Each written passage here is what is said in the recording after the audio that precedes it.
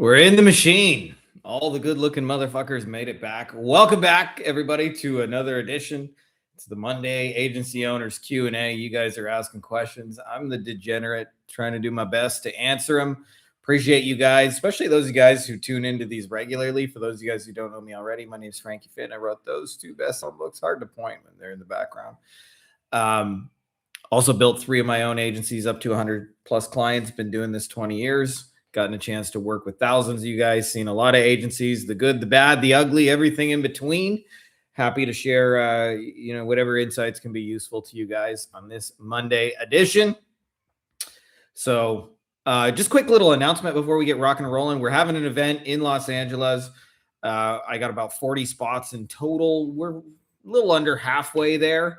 If you guys would like to fucking join, I'm telling you what we're doing with this workshop style. And what I mean by workshop style is a lot of times you go to an event, you leave with a bunch of notes and some homework and all that kind of stuff. And I want you guys to leave with a done list, And so if you guys are interested in getting a done list where you can pop your cherry, make your first video, close, and there we go. Beach mode, engage. Appreciate it, Paul. So if you guys are interested in that, check out that doc. If you're not, that's all right. You won't hurt my feelings. But other than I'll just cry in the corner all day. But that's more because I got too many kids. That's not from you guys not loving me back. Anyways, let's get into the good shit. I need a drink for this one today. This was just water, just so you guys know when I'm not like pounding vodka or something first thing in the morning. Although I did grow up with 2 alcoholic parents that did crush vodka, just like I just took a big swig of water. That was pretty impressive watching them do it. Joining first time. Well, welcome. Ladies and gentlemen, boys and girls, children of all ages, Frankie Finn proudly brings you our weekly Q&A. The Golden Dad Guns. His Holiness, the dude, the greatest of all time, 170 pounds of pure steel and sex appeal. Beach mode engaged. All right, cool. Let's get to the first question. Enough shenanigans. Let's get into the real shit.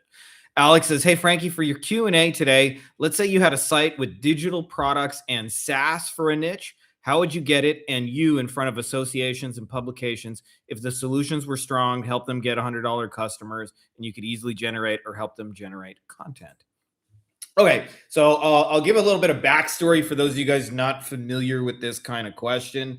But I have a thing that I learned from Jay Abraham. Jay Abraham says if you're doing less than $10 million in a company, that you are better off, rather than trying to market to end customers, clients, whatever you want to call them, you're better off marketing to people who have audiences of those, because if they refer you even just a small portion of their business, it can be pretty life-changing. So I have different names for those. I sometimes call them shoe stores. I sometimes call them grocery stores. I sometimes call them audience owners. I sometimes call them deal sources. It's all the same shit. But to illustrate this is a story I've probably beaten to death, but it kind of helps illustrate the point. I was 15 years old, I was like 12 years old, trying to get a job and make some money. And I was flipping through the newspaper back then. In those days, that's how you found ways to make money. And I saw you can mail envelopes, and a buddy of mine told me that's just a scam. You won't actually get paid for it. Like, you stuff envelopes. And then I saw another one that said sell chocolate bars door to door. And so I got a job selling chocolate bars door to door, cash. And for 30 days a month, we would knock on doors and go, hey, my name's Frankie. I'm from the Canadian Council of the Blind. Would you like to buy some chocolate bars today? And you just spend 5, 6, 7, 8 hours a day just walking up and down streets, knocking on doors, have people tell you to fuck off, and all those kind of fun things. And if you do that, you grind hard enough, you'll sell some chocolate bars. Today, the modern day digital equivalent of what I just described is how most people think you have to grow an agency, which is cold outreach. You got to message strangers and you got to knock on doors one-to-one. It does work, by the way, but it's holy fuck, is it ever a grind. And once per month, our manager, he would bring us to the local grocery store. It's a chain in my hometown, or it's a chain in Canada, but in my hometown, the closest one to my house was called Zehrs. And he'd asked the manager, hey, is it okay if we can sell chocolate bars outside? And he had this old shitty Geo Metro. It looked like a fucking clown car. everything about it was illegal. We didn't have enough seatbelts, and we would just like literally fill it to the lid with chocolate. And there were 4 main ways, like entrances, exits, whatever you want to call them, but 4 ways in and out of Zehrs. And so we would just put 2 kids at each entrance. So there were 8 of us in total that fit in that Geo Metro somehow. And we would sell more chocolate in 10 or 15 minutes of standing in front of the grocery store than I would in an entire day of knocking on doors.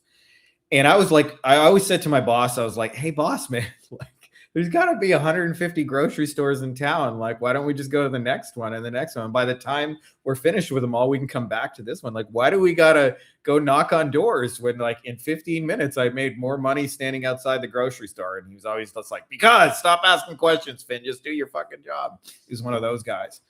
So in any industry, if you're trying to break in, if you can identify and market and collaborate with the people who have audiences, the grocery stores, if you will, you're going to sell your shit a lot faster, a lot easier, a lot quicker, with a lot more credibility, and so forth. So bringing this back to Alex's question, which is, how do I find those in SaaS? First thing is I built a tool, but I'll give you guys like a little bit of the understanding behind the tool. So you can click the button, just get the answer. I call these the shoe stores, grocery stores. I got different names, like I said, depending on which story I feel like telling that day.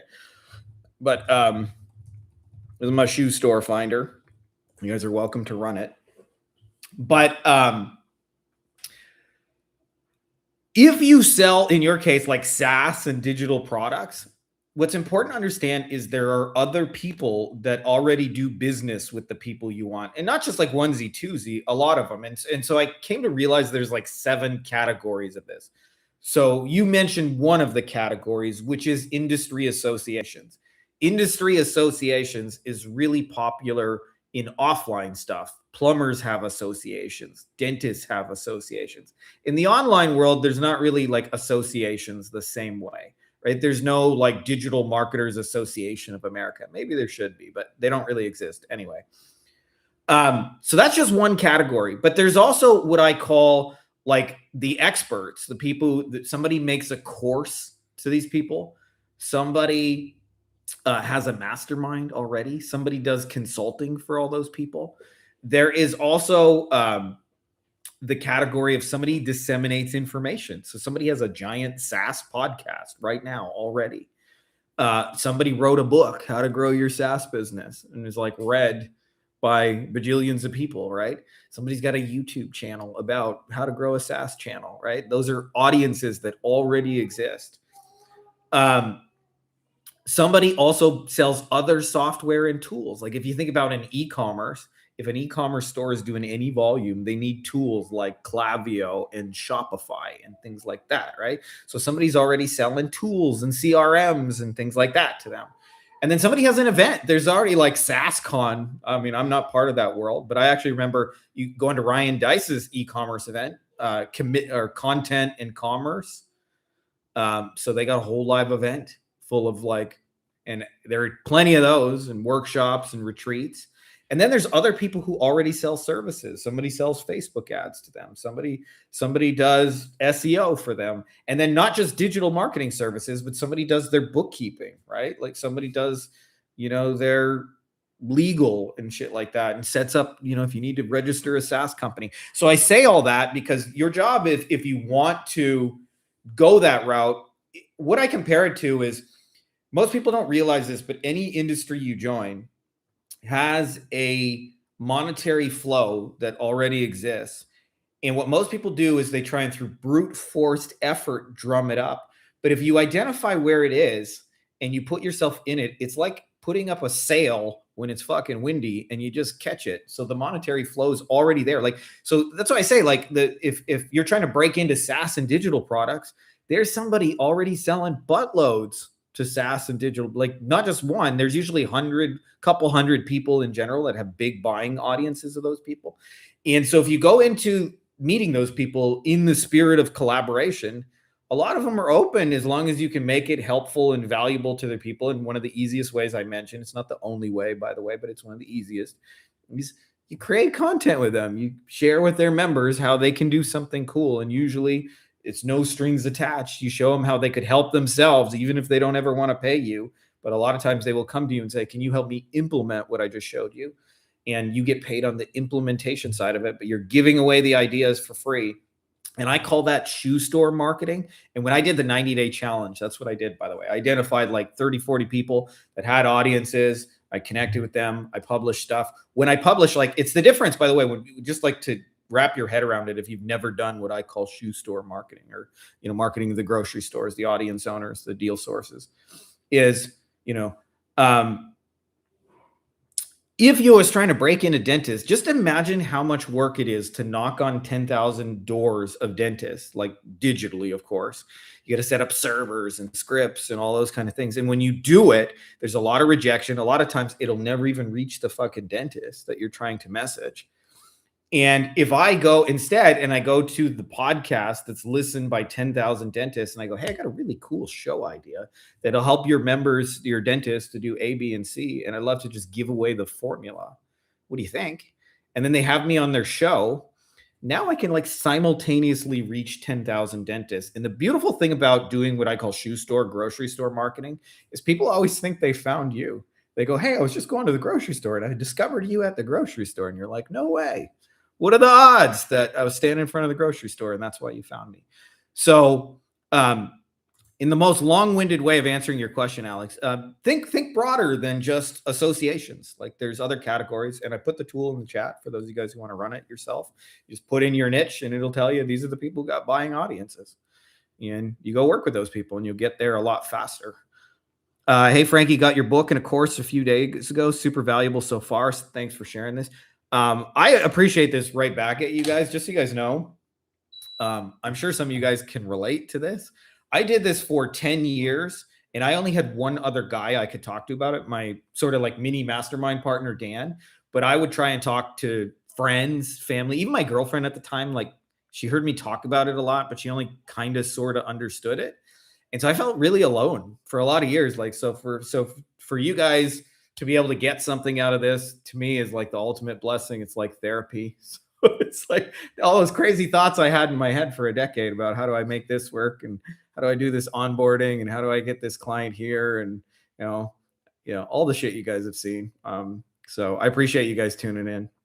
Let me just hit up the next question. We got Shayne, the Shayne train says, my Handraisers in the Facebook groups are not getting approved. It's something like this. If we could reactivate your old homeowner leads and book qualified solar appointments in the next 14 days, would you be interested? So there's some nuance with this that you're missing, Shayne Train. And I understand it's probably a little bit confusing, but maybe I can illustrate this with some analogies. This is an old Dan Kennedy thing that people give me credit for. And they say, if you want to sell shoes, your first instinct always will be to go find somebody who's barefoot and needs a pair of shoes and try and convince them to buy a pair of shoes. And he says, but if you think about your marketing services, like selling shoes, the actual better thing to do is to go to somebody who has a closet full of 2 pairs of shoes and go, you don't have dance shoes, or you need something to match your black outfit, or, hey, your basketball shoes are wearing out. Let's get you a new pair of basketball shoes. And make an argument for why the person who already owns 200 pairs of shoes is to get one.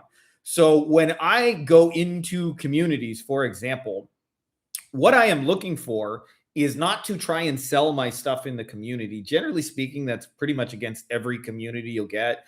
And you won't get those Handraisers approved in any like really good community. So you're not going in there to sell.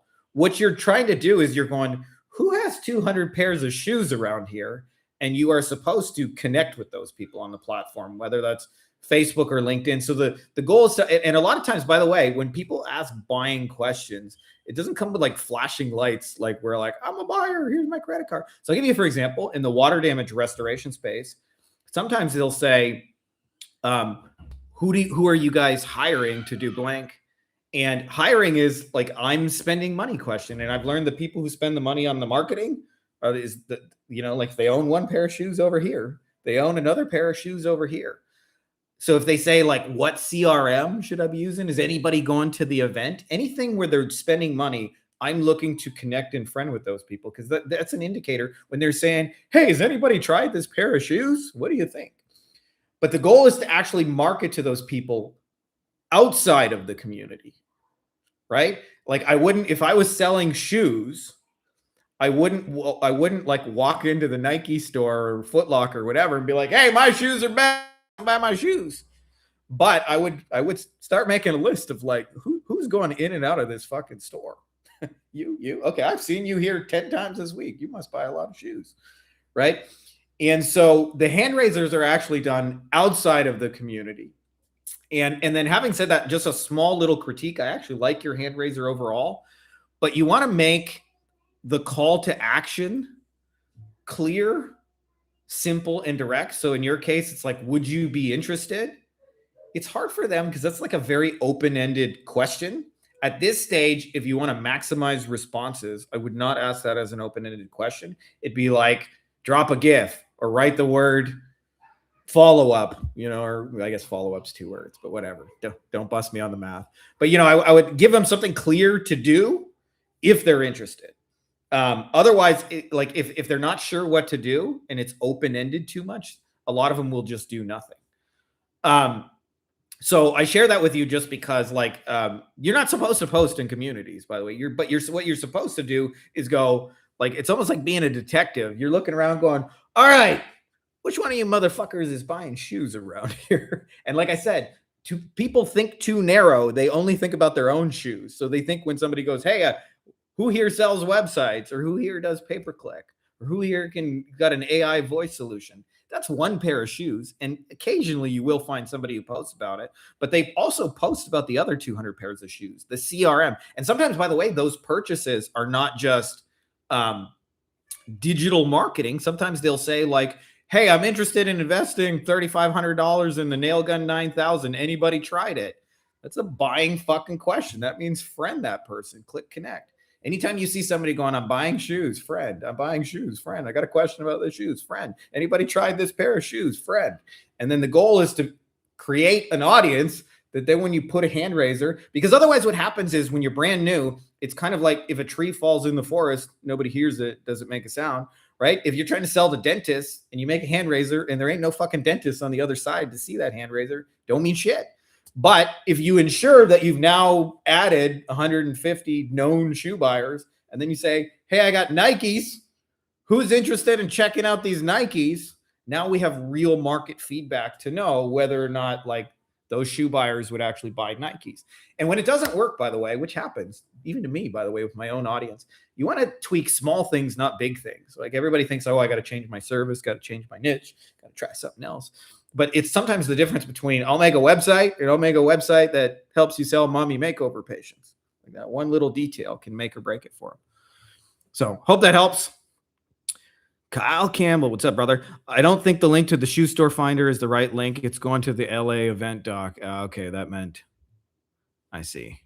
That's because I'm a dumbass. Find the shoe store. Okay, attempt 2. All right, I didn't mean to leave you guys waiting, but find the shoe stores. There you guys go. My girlfriend's mom needs help expanding her aesthetics clinics, but she's worried about HIPAA compliance. GHL offers compliance add-on. It's permanent once turned on. Would you commit if you just start? This is one of the hardest parts of entrepreneurship. It's like, do you want to? But you're certainly going to have to fully address that objection of we'll make this HIPAA compliant if you want to do it, because they don't want to get in. For a lot of them, their big fear is if I say or do the wrong thing and they yank my license, I'm fucked forever. So I would rather not do anything that'll get me in trouble. So you just check it twice, make sure. But I've done a lot with HIPAA markets. I used to do a ton in plastic surgery. And as a general rule, if you don't mention anything about their personal medical details, do you only got one arm? Do you have diabetes? Shit like that. As long as you avoid shit like that.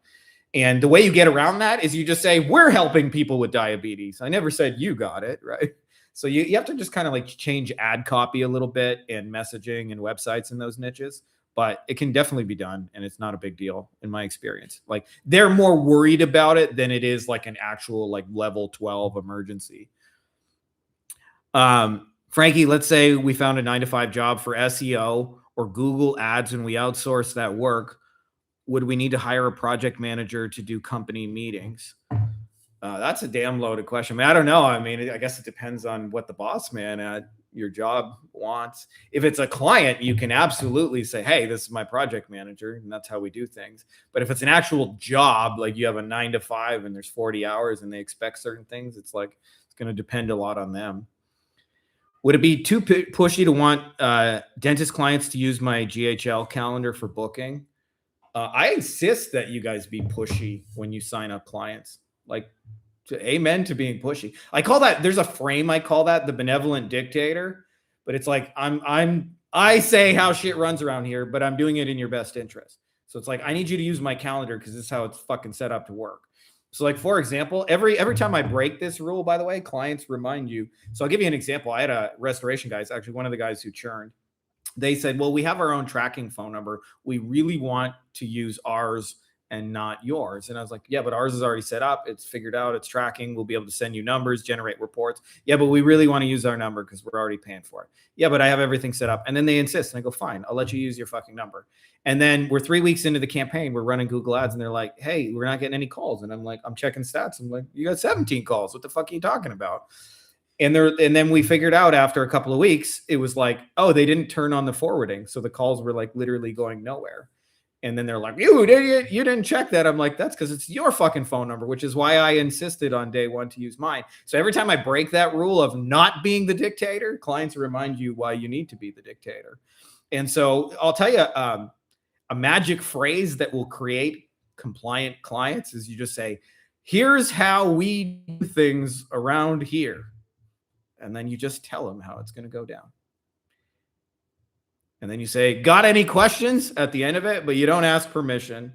You don't, it's kind of like to me, it's almost the equivalent. Like if I'm taking the wife somewhere, I don't go, hey, would you like to go here? Would you like to go that? I go, hey, I'm taking you somewhere cool. Friday at 4:00, dress nice. Let's go. Right. But she knows it's in her best interest. She knows I'm taking her somewhere cool. Deacon Nick says, yeah, the link goes to the LA thing. Sorry, guys. I realized what I did. I went to copy and paste the link, and instead I pasted the LA link, which was still on my copy and paste. And then I did it twice, so it copied and pasted the LA link. But I promise I'm not trying to spam that to you guys. But if it works, go buy a ticket because I'd love to see you. Will your YouTube ad strategy work for getting chiropractic clients? What niches have you run with your YouTube strategy? I mostly just do it for myself these days, but just so you know, it's not a tactic that only works on YouTube. What I'm actually doing is a much broader thing, and I don't really teach this, but I'm happy to share like the real shit with you guys. I'm a big believer in something I call omnipresence, which is when people express interest in you and your shit. If you're going to run ads to them, run ads. Means is I have multiple retargeting pixels. So if you click my shit, you're going to see a lot of shit everywhere. And YouTube is a piece of that when I run my own stuff. The short answer to your question is yes, it works. But I want to give you the bigger picture of what I'm doing, because a lot of times people get way too tactical about thinking about YouTube. And I'll tell you so I got invited to a mastermind of some of the top personal injury lawyers on earth. And it was like everybody in the room was doing $100 million a year or more. And I remember they went around the room and they all had this problem of tracking. So the reason is because their main driver of revenue in that niche is TV. And if you have a difficult to remember phone number at the end of a TV commercial, people won't call you. If you go, call 258-1473, like 98% of people can't remember that number 10 seconds later when they get their phone out. So in order to address that, they have like really simple stuff. So like one of the guys in the room, a guy named George Sink, the top personal injury lawyer in the state of South Carolina, his phone number is 999-9999. Just keep pushing 9 until you hear George, right? So people can remember that, 9999. Keep calling 9 until you hear George, right?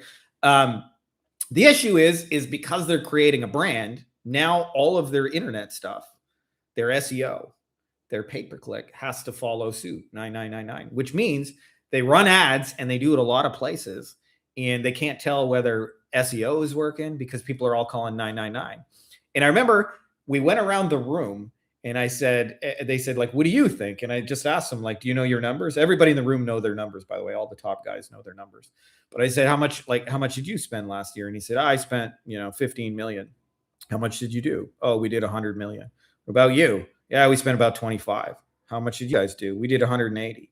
What about you? Yeah, we spend about $1 million a month. How much did you guys do? We're at about 240.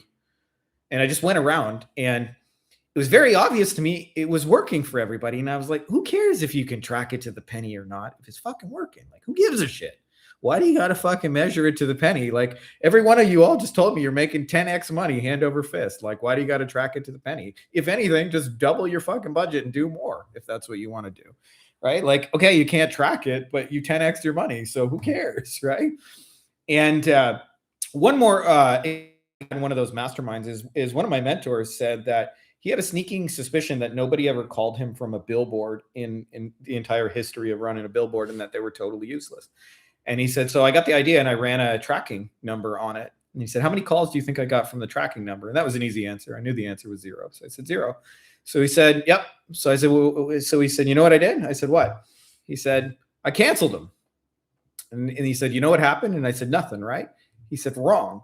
After 3 months, all my internet calls were down, my TV calls, my radio calls, everything went down. I realized that the billboards, even though they didn't directly drive phone calls, the more people saw your shit, the more likely they were to call. So it didn't like directly create a call to action.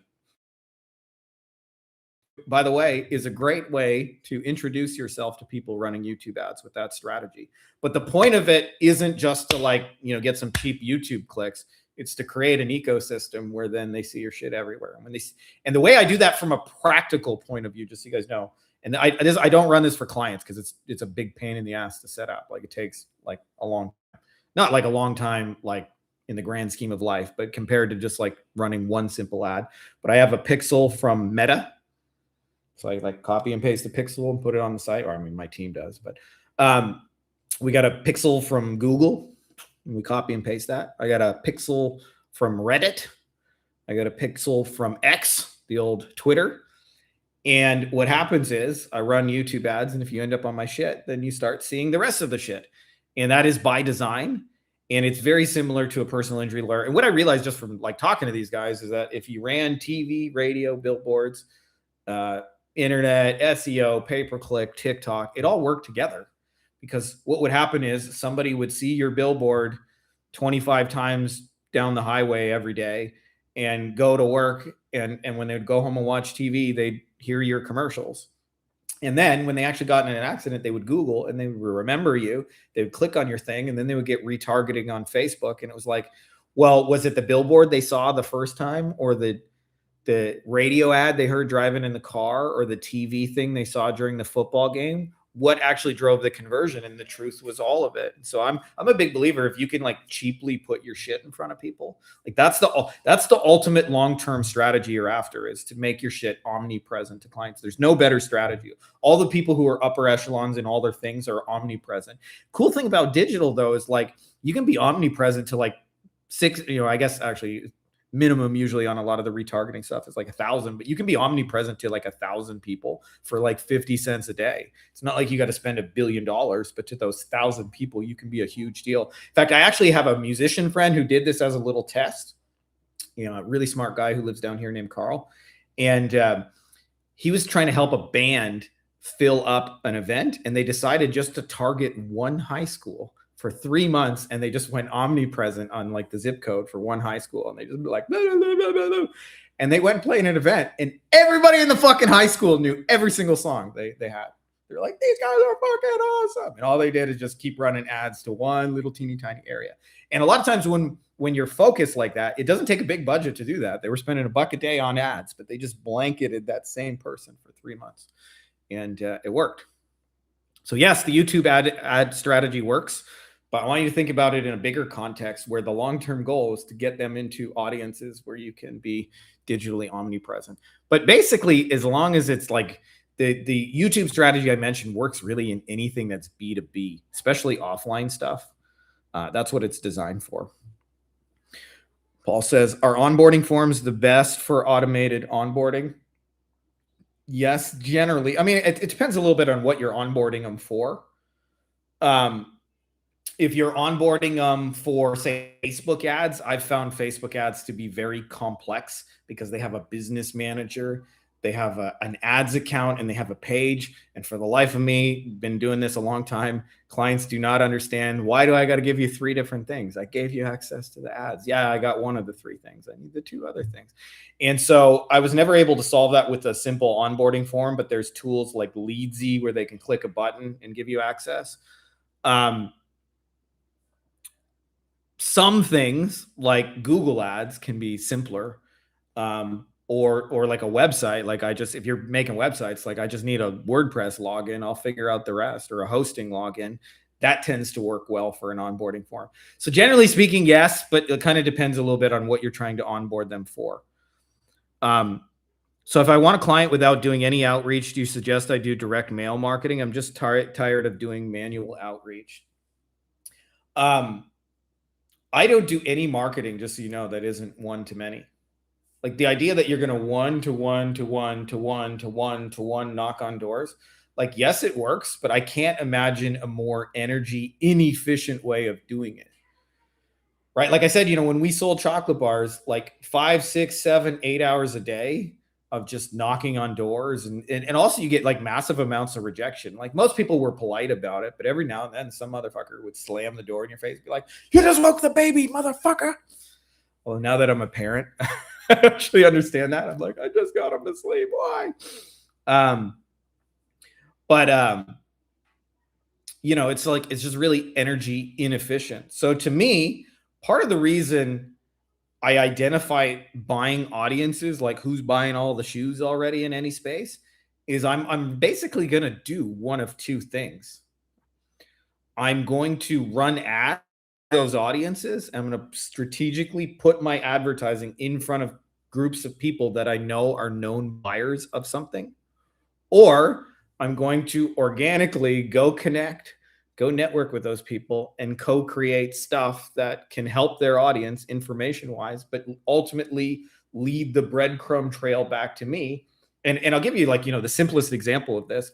I got invited, I don't know, I want to say 2015, 2016, somewhere around there, to speak at my first lawyer conference. It was such a big deal. I was like, holy shit, I'm going to speak. I remember at the time being super nervous, and I rehearsed it 700 times. And, it was just a small event too. There was 150 people. So it wasn't nothing, but it wasn't a massive conference either, but it was a big deal in my world.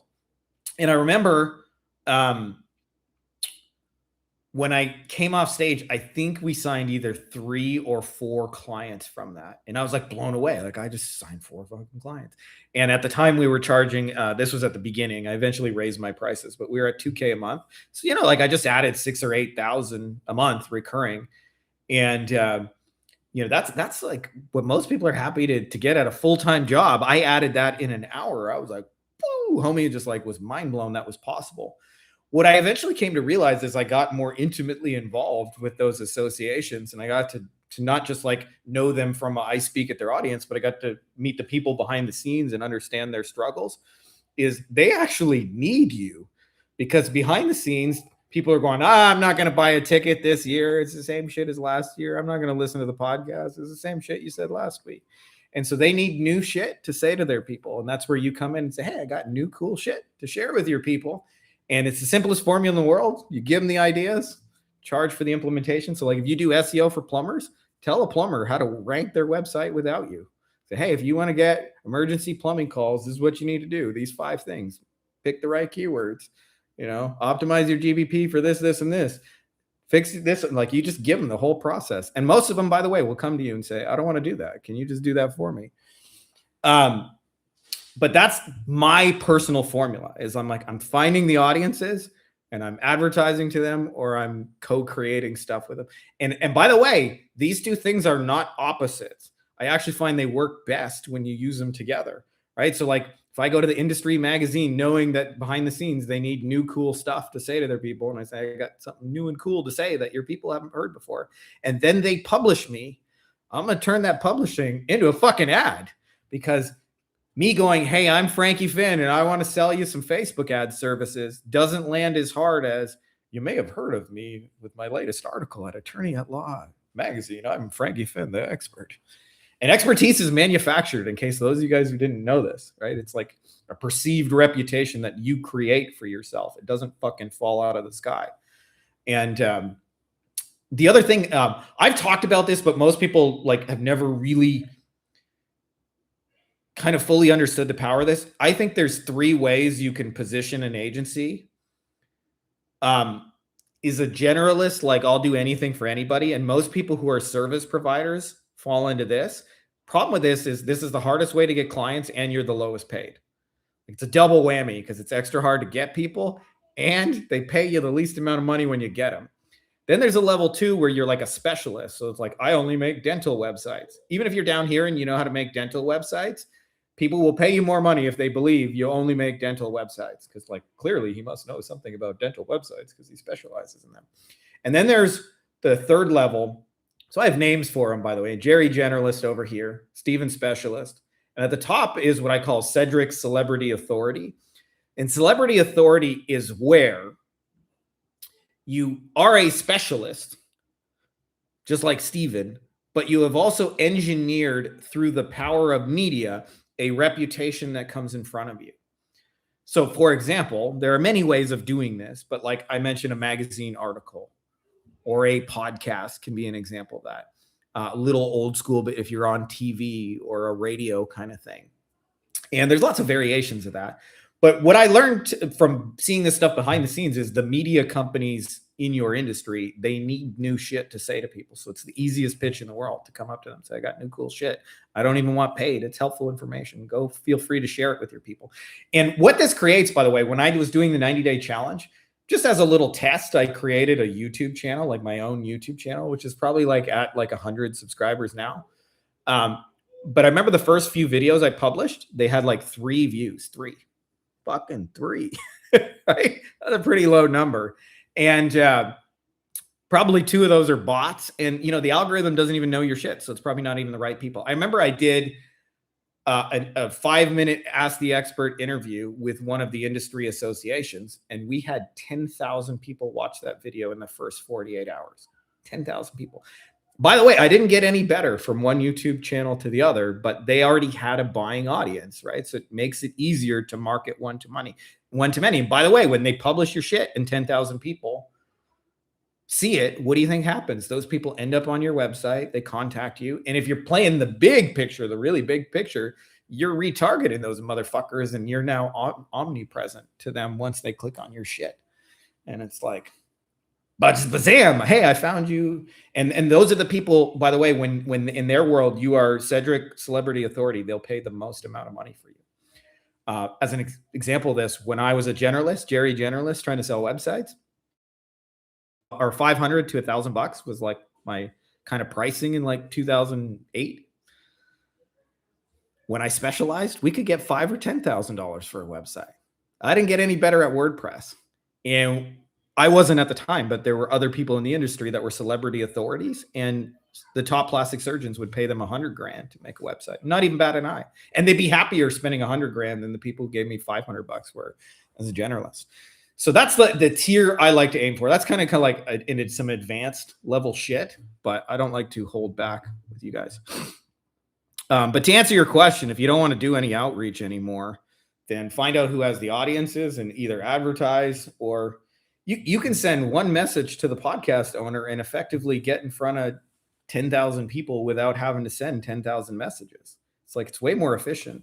I realized that, like I said, the first time I spoke on stage and they came to me and I no longer had to chase them. I was like, there's no way homie is going back to cold outreach and knocking on doors. There's just no way, right? Like it's just a way better model. And not only that, when they found, in their mind, when they found you at the conference or when they found you on the podcast, you're the expert. They're willing to pay more money for you. Like, that always cracked me up. It's like, if they found me in the thing, like, obviously I'm worth 10x more than if I found them and reached out to them. But it's just how it is. It's like positioning and the perception. I want the onboarding form to get their EIN number. This is Paul. GBP management position, GHL calendar integration for their booking. Would it be good to use an onboarding form? Certainly for the EIN number. GBP management position. I don't know what you mean by that, but I'm assuming you mean like getting access to their GBP. Usually that's like not necessarily a form, but that's like a video of like 2 minutes. Let me show you what you need to click and do. Go here, put in my email, made it, all of that.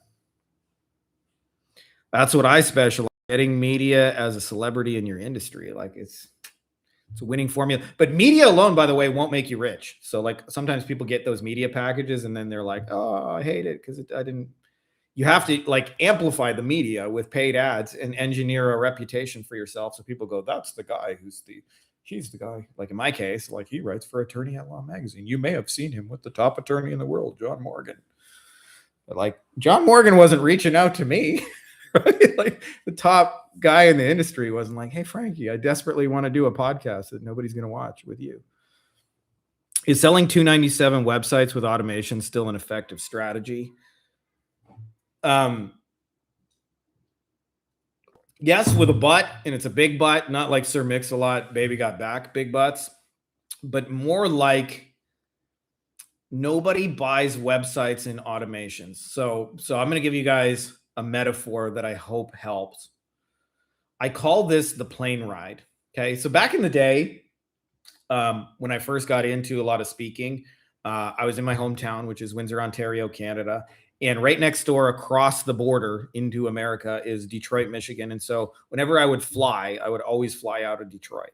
Okay. And, a lot of the conferences are in the big major US cities, like Atlanta and Miami and New York and Los Angeles and Las Vegas. And like, you go to a lot of those places, not only those places, but you tend to go to those places a lot. Chicago, that kind of thing.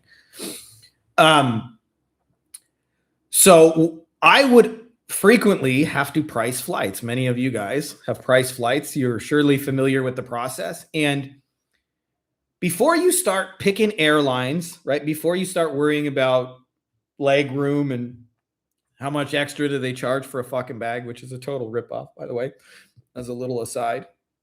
And do they allow peanuts and all those things? The first thing you want to know is, do they leave Detroit? Do they go to Chicago? Because if it doesn't leave where I'm trying to leave and go where I'm trying to go, who gives a fuck what airline it is, right? Like, okay, Spirit, in my opinion, the worst fucking airline that's ever existed. Like, holy shit, they're garbage. Break Your Spirit is probably their accurate name. And to me, Delta is the best airline. I mean, you guys may have a different take on that. You're in the comment.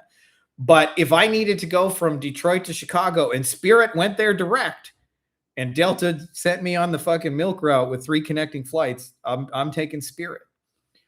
So for selling a website is the plane ride.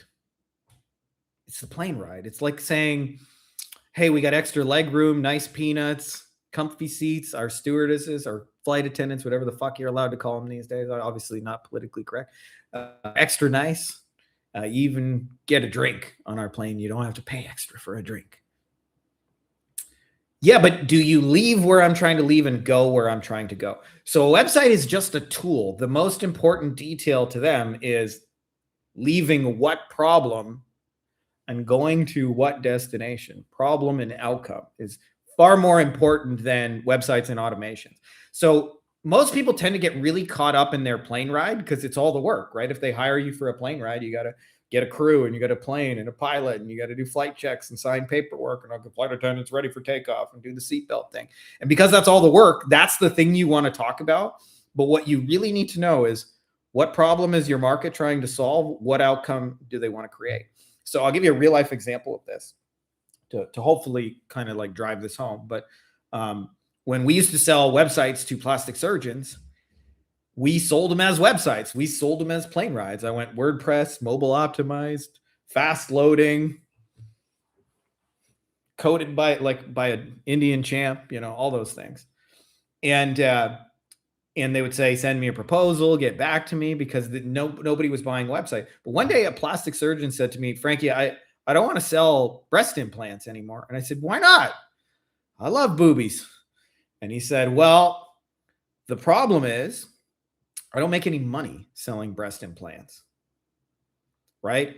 I have to, rent the operating room from the hospital for like 2 hours, and I have to have a nurse with me, and we pay for anesthetics, and the breast implants from Allergan cost like $1,000. By the time I get paid 6,000, I just have 6,000 in expenses. I'm basically working for free, hoping they get some free shit.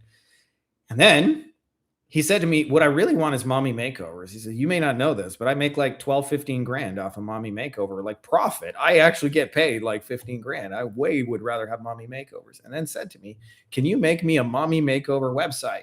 So if I just go to him and go, websites and automations, plane rides, plane rides, plane rides, he's going to say, I don't give a shit. But I say, hey, Dr. So-and-so, have you ever noticed that a lot of the procedures like breast implants and shit, you don't even make any money off them? What if we could make you a website and some automations that sold all your expensive mommy makeover procedures? And he'd go, give me some websites and automations, baby. But in his mind, just so you know, he's not buying the plane ride. He's buying the, hey, I'm so sick of selling procedures that don't make any money, and I want the $15,000 things that I actually get paid on, motherfucker.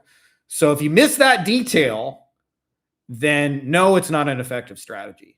You'll just be going, plane rides, plane rides. Who wants plane rides? And people will go, do you leave Detroit? And you go, yes, we have plane rides. And you go, no, but do you leave Detroit? Yeah. Okay. Do you go to Chicago direct? Right. Actually, it's only a 6-hour drive. It's probably easier to drive. But anyways, you get the point I'm making here, which is it's an effective strategy with a but, which is don't sell the plane ride, sell the outcome of the plane ride, and sell the problem is going to go away. And if you're not sure what those problems are, by the way, I tend to post this a lot, pretty much every call, but I built a tool for that. So run it. It's called the old market research bot. It'll tell you all about your niche and what their problems are and what they're trying to move away from and what they actually want you to make a website to do for them. Otherwise, you'll talk about all the things they don't care. Fast loading, mobile optimized, WordPress friendly, websites, instead of going, hey, you sick of those like teeny tiny procedures where after operating costs, you're fucking broke? How about we sell some of the $15,000 things? I built this fancy website and some automations that'll start building a conveyor belt and mommy makeover peeps. Would you be interested in that? And then they go, give me some websites and automations, baby. And they just give you their credit card. The biggest takeaway I hope you guys get from this is you're not selling what you think you're selling, which is most of you guys have a service. You are not selling a service. As long as you think in your mind that you're selling a service to them, you're going to have a hard time selling it. If you go, I will help you solve this problem and get to this outcome, and my service just happens to be the plane ride that'll bring you from A to B, you'll sell a lot more services. Lachlan says, sell leads instead. Hey, legends, this might be a basic question, but it came to me randomly. I'm new to all of this. Is it possible to build an agency that acquires leads independently and then sells those leads to clients rather than working inside each client's websites and social media to generate leads for them? Sub niche with example, cosmetic dentistry. I get the Invisalign leads and connect them with the best local cosmetic dentists in their area. What you're asking, Lachlan, by the way, is a model question. And there is a lot of nuance to this. So yes, the short answer is what you're asking is viable. But you have to know the pitfalls to sort of avoid in that. So I'll give you like a real life story. It was like, I want to say like 2011, 2012, somewhere in that range. And my mastermind partner of one, Dan, comes to me and he goes, Frankie, rank and rent. By this time, rank and rent didn't even have a name, but we were both doing SEO and we were really good at ranking websites, but we weren't really good at getting hired by clients in that point. We didn't really know how to sell it. And so for us, we had the idea, what if we built our own website, we ranked it, and then when the phone calls came in and the opportunities, we'll just sell the phone calls instead of like hire me and I'll try and get you to number one and maybe eventually. And the other thing too was at that time, there was some black hat things that worked that I would never in a million years do for a client. But if it was my own website, I didn't give a fuck. If I burned it to the ground and Google banned it, I'd just make a new website and try again. Right. So I wasn't like super attached to that. So we actually, Dan was in high school at the time and he said, Pritzker, which was his high school gym teacher, is a part-time painter. And he's like, let's do it with him. Now, what nobody told me with the selling leads and generating model is it still has many of the same issues as the retainer model, which is it only works if you have clients who know how to close. Otherwise, what will happen is they'll get 10, 20 leads and say, I ain't had a single sale yet. And a lot of times they just call people back too slow. They don't know what to say. They don't do what they say they're going to do. Hey, I'll come give you a quote. Be there in an hour. They don't show up in an hour. There's endless reasons why they're bad at closing. So you have to find the top companies that are already good at closing. Those are the people to rent it to. And those are also the people, by the way, who make the best retainer clients long-term as well. So if you don't understand that, then you'll have a very difficult time getting anybody to stick, which is what we experienced in the beginning. If I could go back and do that again, I would be way better at it. But at the time, like, we would get people, they would try 10, 20 leads, and then they say, I ain't paying you. I ain't closing nobody from this shit. These are shit leads. And then we would watch their behaviors, and they didn't call people back, and they didn't do shit. They, like basic shit they would fumble the ball with. But I realized that, and by the way, Dan eventually got a roofer who had 40 crews of guys. They were across 3 states, and they had a CRM, and they had branded trucks. They had a closing process. They tracked all their numbers. They knew their closing rates. They showed up on time. Their people were even showered. They weren't alcoholics. And when he did pay per lead for those guys, like, he made himself hundreds of thousands of dollars per year with just one client. And that's not his only client. But that was the first time when I realized, holy shit, if you get it right. So that's the upside of it. It's like the upside of it is way bigger. But the downside is, if you don't know how to pick them, you'll just not get paid a lot. And that kind of sucks. But if you're willing to do that, you can, for real, you can make $1 million a year with one single client. I've had probably about a dozen people in our mastermind do that, and it always blows me away every time it happens. When someone makes $1 million with one client, I'm like, fucking gangsta. Sorry, let me just catch up. One more question here. Akenna, Frankie Finn, I've been stuck on something and will appreciate your insight on this. If you were a media buyer who mostly worked with small Nigerian clients spending $500 to $800 on ads, and you wanted to join a marketing agency, but you don't have experience managing $10K to $100K per month in ad spend, how would you approach it? How would you compete on when other candidates have spent way more than you? For context, I've run real campaigns and gotten real results, things like turning $500 in ad spend into $8,000 in revenue. The problem is every agency owner I talk to loses interest the moment I mention my spend range. The conversation just dies there. How do you get past that? I'll tell you guys a story that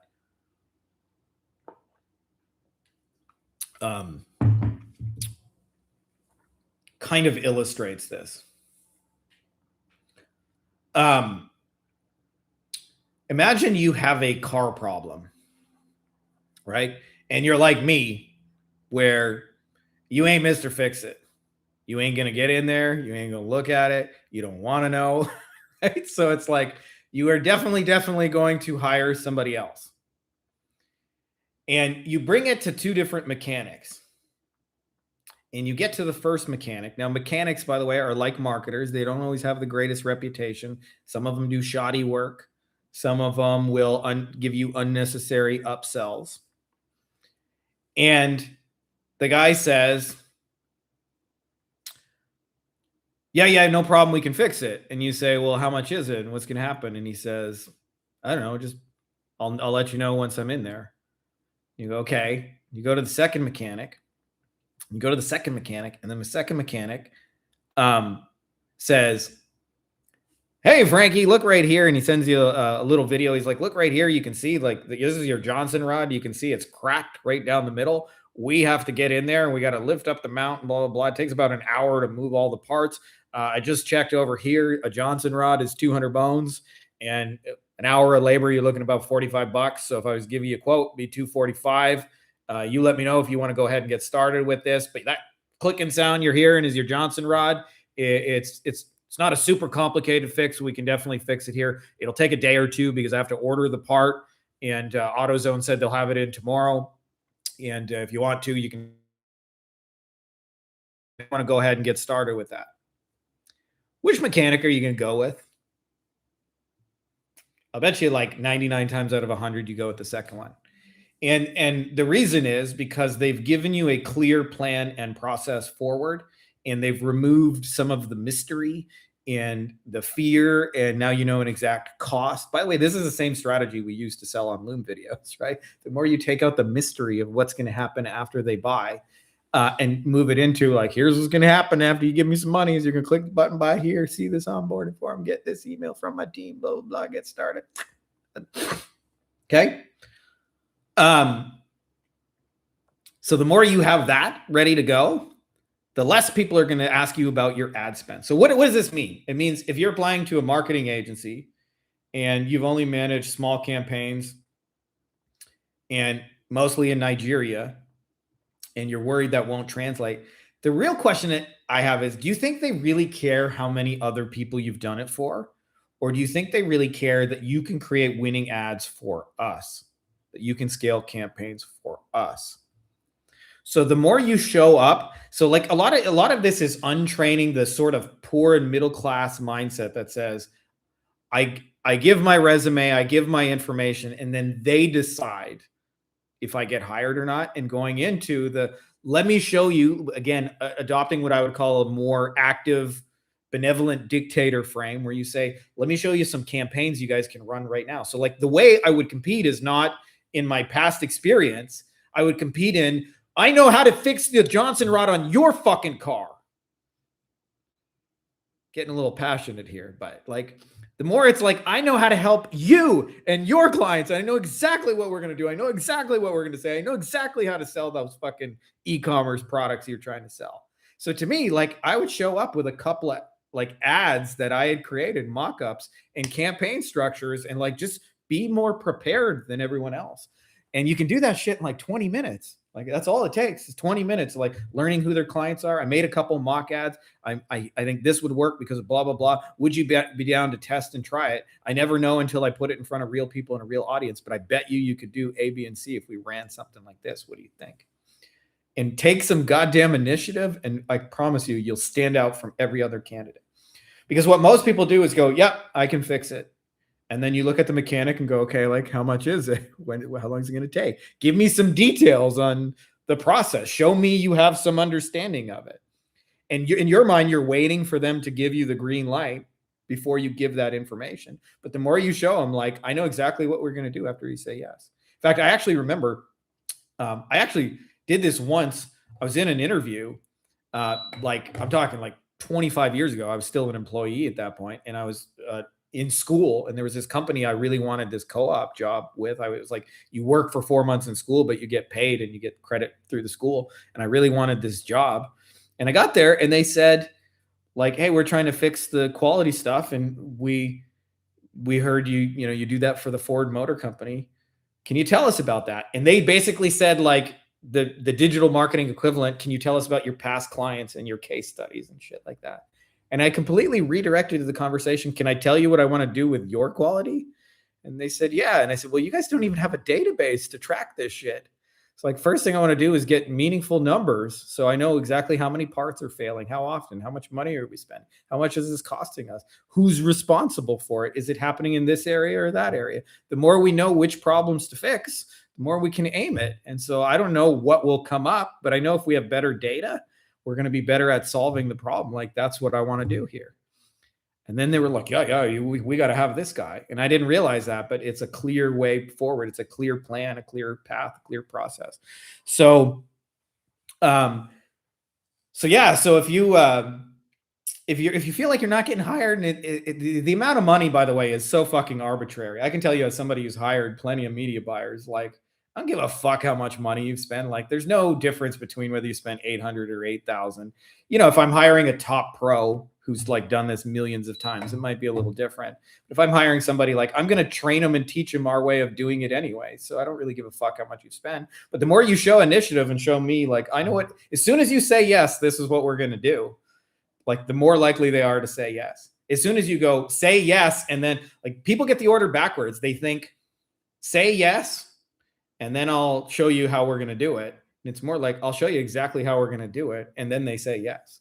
And if you switch, you just switch the order of those things, right? So like, you think about the mechanic, the guy who says, give me the money, then I'll start telling you how much it's going to cost. Then I'll start telling you what's going to be done. Then I'll start telling you how long it's going to take. And the guy says, let me show you the Johnson rod here, blah, blah, blah. We're going to call AutoZone. We're going to do this. We're going to do that. Here's what we're going to do.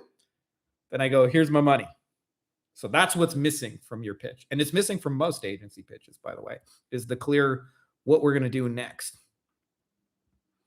All right, let me just catch up on some chat.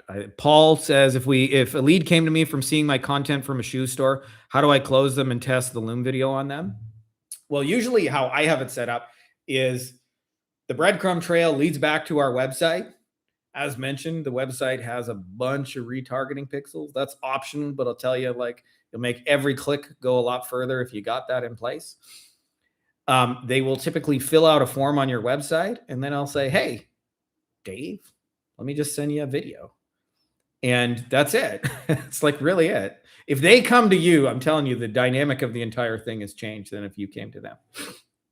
They won't tell you this, but they're already 70, 80% sold, or they wouldn't be contacting you in the first place.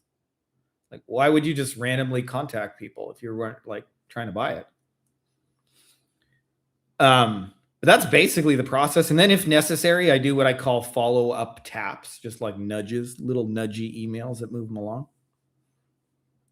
Do our agency website matter? Can we just do a simple one page that show up on our social media account? I'll tell you how much they don't matter, actually. I have a friend. Her name is Kat Howell. Some of you guys will know her. 10 years ago, she was one of the biggest Facebook ads people. She's kind of like stepped out of the limelight and stuff like that. Her agency hit $300,000 US per month, so $4 million per year. And then they decided to build a website. I think it's a good idea to have a website, but I think beginners tend to waste a lot of time going, I got to get my website perfect and agonizing over it. We build little 10-minute websites that I use some prompts that we create them in Lovable, throw them up, little one pager. It's compelling. It's blah, blah, blah. I click publish. I think it's a good idea to at least look the part, but don't be one of those people who you're like 8 weeks into your agency and you're still fucking with your website. Just so you guys know, those of you guys who are in the beginning, only thing that'll move you forward is like getting offers in front of real potential clients. So if you're trying to sell to dentists, making a website about your dental agency is not moving it forward. Putting an offer in front of a dentist is. It's like it's only the second thing that can move it forward. Vegas says selling outcomes. That's right. Last one, you're doing the work of God, Frankie. Well, I appreciate that. Like that's probably the deepest compliment anybody's ever given me. Shooting my mouth off doing this shit. Hey, Frankie, since you mentioned one-to-many, can I then run Facebook ads that lead chiropractors into a workshop like how Rebecca Duran teaches, similar how do you close lawyers in your conference? Yes, and I'll tell you, actually, my first really successful Facebook ad funnels to attorneys, like where when I say successful, I mean we would spend $1 and get back 3 to 10, depending on what level of scale we were at. But I was like printing money. I'd spend 1,000 and get more back. I sent them to a webinar, and eventually I automated the webinar so that like not only was it one-to-many, but it happened automatically. We used a tool back in those days called Stealth Seminar. I don't think you actually need to like automate it and look like a real live webinar. I would just like put a video and let them watch it now. But yes, I sent them through ads to a webinar, and a webinar was the same thing as my stage talk that was working. It was like same shit. And then I had maybe like 10 follow-up emails that went after the webinar that were just about, hey, check out my other media, check out my magazine article, check out this thing I did with John Morgan. And it was like, that was it. And, that's basically a digital workshop is a webinar. And if you want, you can reach out to me privately because I have some tools for building winning webinars. We had our webinar cranking between 10 to 50K a month in new business. And I have a tool that will now recreate it based on winning frameworks. So you can adapt it to your niche or whatever your offer is. So if you want that, I'm happy to share that, but I don't like typically share that in public. Just send me a message on Facebook or email and I'll send you the tool. Deacon Nick, what's up, brother? He says, I was using automation to make websites that had 10 to 20K pages each back in the rank and rent days. That's gangster, dude. Actually, Dan did something like that too. So those of you guys who didn't know, there were like, I think probably the best mathematical word is permutations. They're like a lot of little variations of a keyword, like best painter Baltimore, best painters Baltimore, best painter, and then like a suburb in that area, Owings Mills, best painter Owings Mill, and then remove the word best, painter. And so you could generate like thousands and thousands of variations. And they weren't keywords that got like a ton of individual search volume. It might only be like 10 people a month searching that little suburb. But if you were the only one who had a page for it, you were sure to rank number one. And as Deacon Nick mentioned, there were tools that would help you create like 10,000 fucking pages of content. So you had an article for every single like long tail keyword imaginable. And we definitely flirted with that stuff too. You're giving me some funny flashbacks, my man. Where are your 10-minute Lovable websites hosted? On Lovable. Although if you want to, in the last week or two, High Level has come up with a tool where you can give it a link and it will recreate that website inside of High Level. So it's just like an AI prompt. You go take this website and make it here. So you can use tools like Claude Code as well, or Lovable, and you make the website and then you go redo it for me inside of GHL. So that's an option as well. Do I think webinars still convert these days? Yes. And that's another but. I'm doing a lot of big buts. Cannot lie these days. Here's the but. Okay. The but is that everything is an offer. So if the offer is just, hey, I'm having a free training, that is not nearly as appealing as I have a free training that'll teach you something exceptionally cool. So I'm going to show you something right here. Okay. This is one of my kids' drawing. They make some Mario. I don't know if you guys can see that. There's some Bowser on there. I love it. I never thought you'd have all this fridge art, but I want you to imagine for just a moment in time that this baby right here is a treasure map, and it's a real treasure map. Let's not like some TV thing, but like, hey, I'm a retired billionaire and I got too much money, so to entertain myself, I buried a treasure. Whoever can figure it out from this map gets my treasure. And let's say I buried like $10 million worth of gold or something. If this was real and I could give you this map and it was $1,000, would you buy it? I think if it was like real, like if you could like 100% sure know it was real, I think that would easily be worth $1,000. Don't you? Like you get access to $10 million treasure. Are you buying the piece of paper, or are you buying the outcome of like, I'm going to be that guy who finds that $10 million treasure? So yes, webinars work. Okay. They're probably harder to fill up these days than they once were previously, because there's just a lot of low quality webinars that filled the air. But the most important detail is like, get on this webinar, and by the end of it, you will be able to blank. What goes in that blank greatly determines how well your webinar works. So it's not like the webinar itself is the magic detail. So in my case, by the way, we did a webinar back in the day, and it was the 5 secrets of the world's most successful attorneys. So I like literally had 5 talking points of these right now. If you want to be one of them, come to this webinar.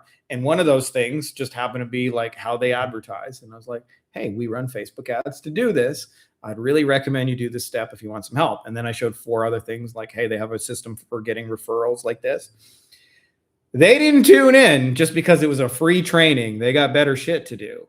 Why they tune into that is they're like, I want to find out what the biggest, most successful people in my industry are doing. And if you can teach me that, I'll give you 45 minutes to listen to you. Canadian boy, I'll let you talk your mouth off, right? So like, that's the most important details. Yes, webinars work, but don't think like you just do a webinar, people will show up. You got to think of a meaningful hook. Everything is an offer, by the way. Everything is an offer. Once you figure this out, you'll get better at everything in life. Like, for example, I say to my kids, go take a nap. You know what they say? Fuck you, daddy. I don't want a nap. Even though they're tired and annoying as shit. I say, if you take a nap, daddy's going to take you to the arcade later. Really? But only if you get your ass to fucking sleep right now and go, right? So if I do the exact same thing, go to bed, and you will get, and there's a more valuable offer attached to it, you'll get compliance. It's the same thing selling shit, by the way. So your webinar is an offer. So what are you actually offering on that webinar? Make that compelling, and you'll get people to show up to your webinar. And if you don't know the answer to that, by the way, this is me saying for the 100th time, market research bot, which I'm going to paste into the chat right now, because it'll tell you what your niche is struggling with and what problems they have and what they really want. And usually the simplest thing to aim a webinar at is I'm going to show you how to get these specific desirable people, which I call the $100 bill. So like plastic surgery version might be, hey, I running a webinar. We're going to show you how to fill your practice with mommy makeover patients. If you want specifically mommy makeover patients. And then I say, pick these keywords, make this website. You target these people with Google pay-per-click, optimize your GBP for this, and you'll get mommy makeover patients. But if you don't want to do all that, here's a little link to a video where we can just do it for you. And that would be the gist of my webinar. And they aren't coming in just for the free training. They're coming in because, hey, we're going to get our $100 bill. Thanks for writing your book and your simple, straightforward approach. You got it. Appreciate that, Jack. Do the leads from shoe stores message you on text or email? They message you, Paul, based on what options you give them on the website. So if you want them to text you, you say, text us here. If you want them to email, you say, fill out this email form. If you want them to call you, you put, here's a number, book a time. So they tend to follow like whatever way you give them. In my case, it's like, here's a video to buy the shit. If you got a question, here's how you can ask it. I do probably 50-50 text and email personally, but they'll do whatever you tell them to do. My mini me draw that. Yeah, totally. My mini me, he loves him some Mario. This morning he was actually like, all right, daddy, I'm Mario. Runs up and smacks me in the ass. I'm like, no, listen, you came out of my balls. If I'm Bowser, you're Bowser Jr., right? Like, clearly, right? You came after me, little fucker. Hi, Frankie. When you know or start using GHL from SEO and how you earn money from it.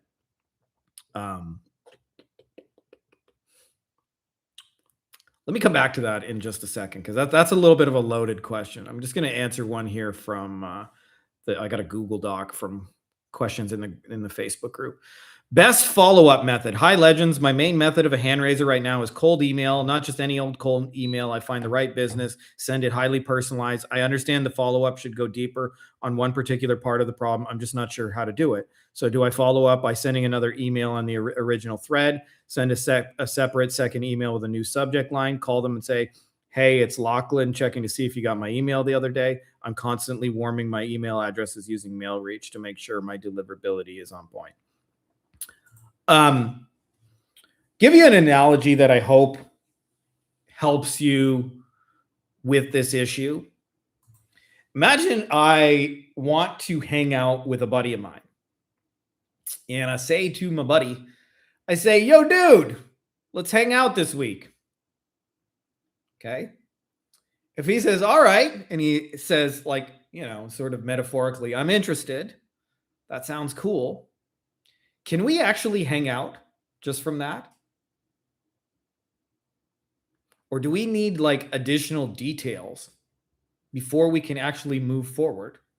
What are you doing on Saturday? Oh, shit, I'm busy Saturday. Well, on Sunday, we're having a barbecue. You want to come hang out at my barbecue? What time? Like 4? Can I bring the kids? Of course you can bring the fucking kids, right? Without those details, you guys aren't getting together.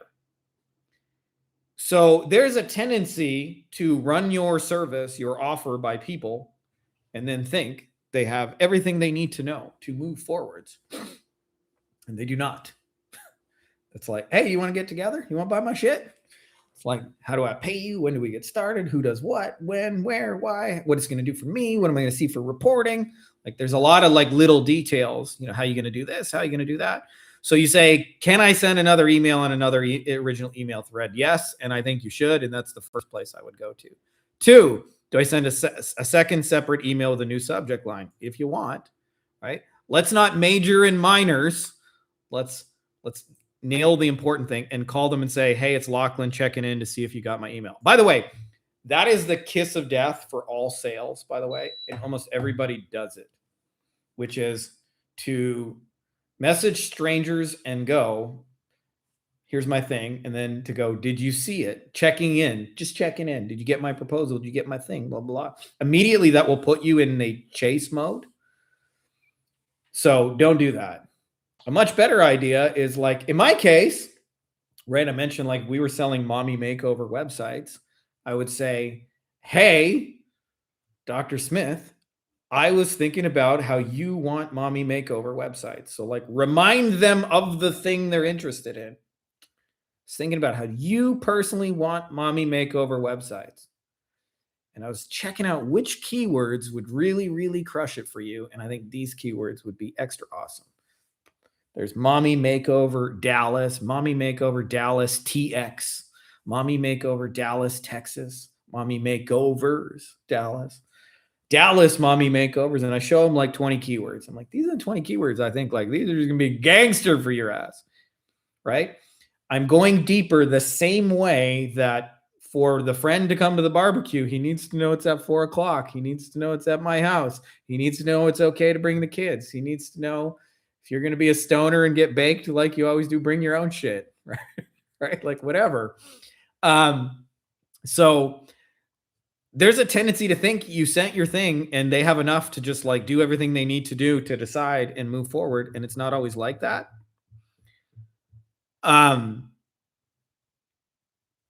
But what I would never, ever, ever do in a million years is to say checking in to see if you got my email, unless you want to not make sales. Because I meet people every day who are like, I'm just checking in, just following up. Did you see my proposal? Did you get my last message? Checking in. Hope you're doing well. Don't do that. Was thinking of you and what you want.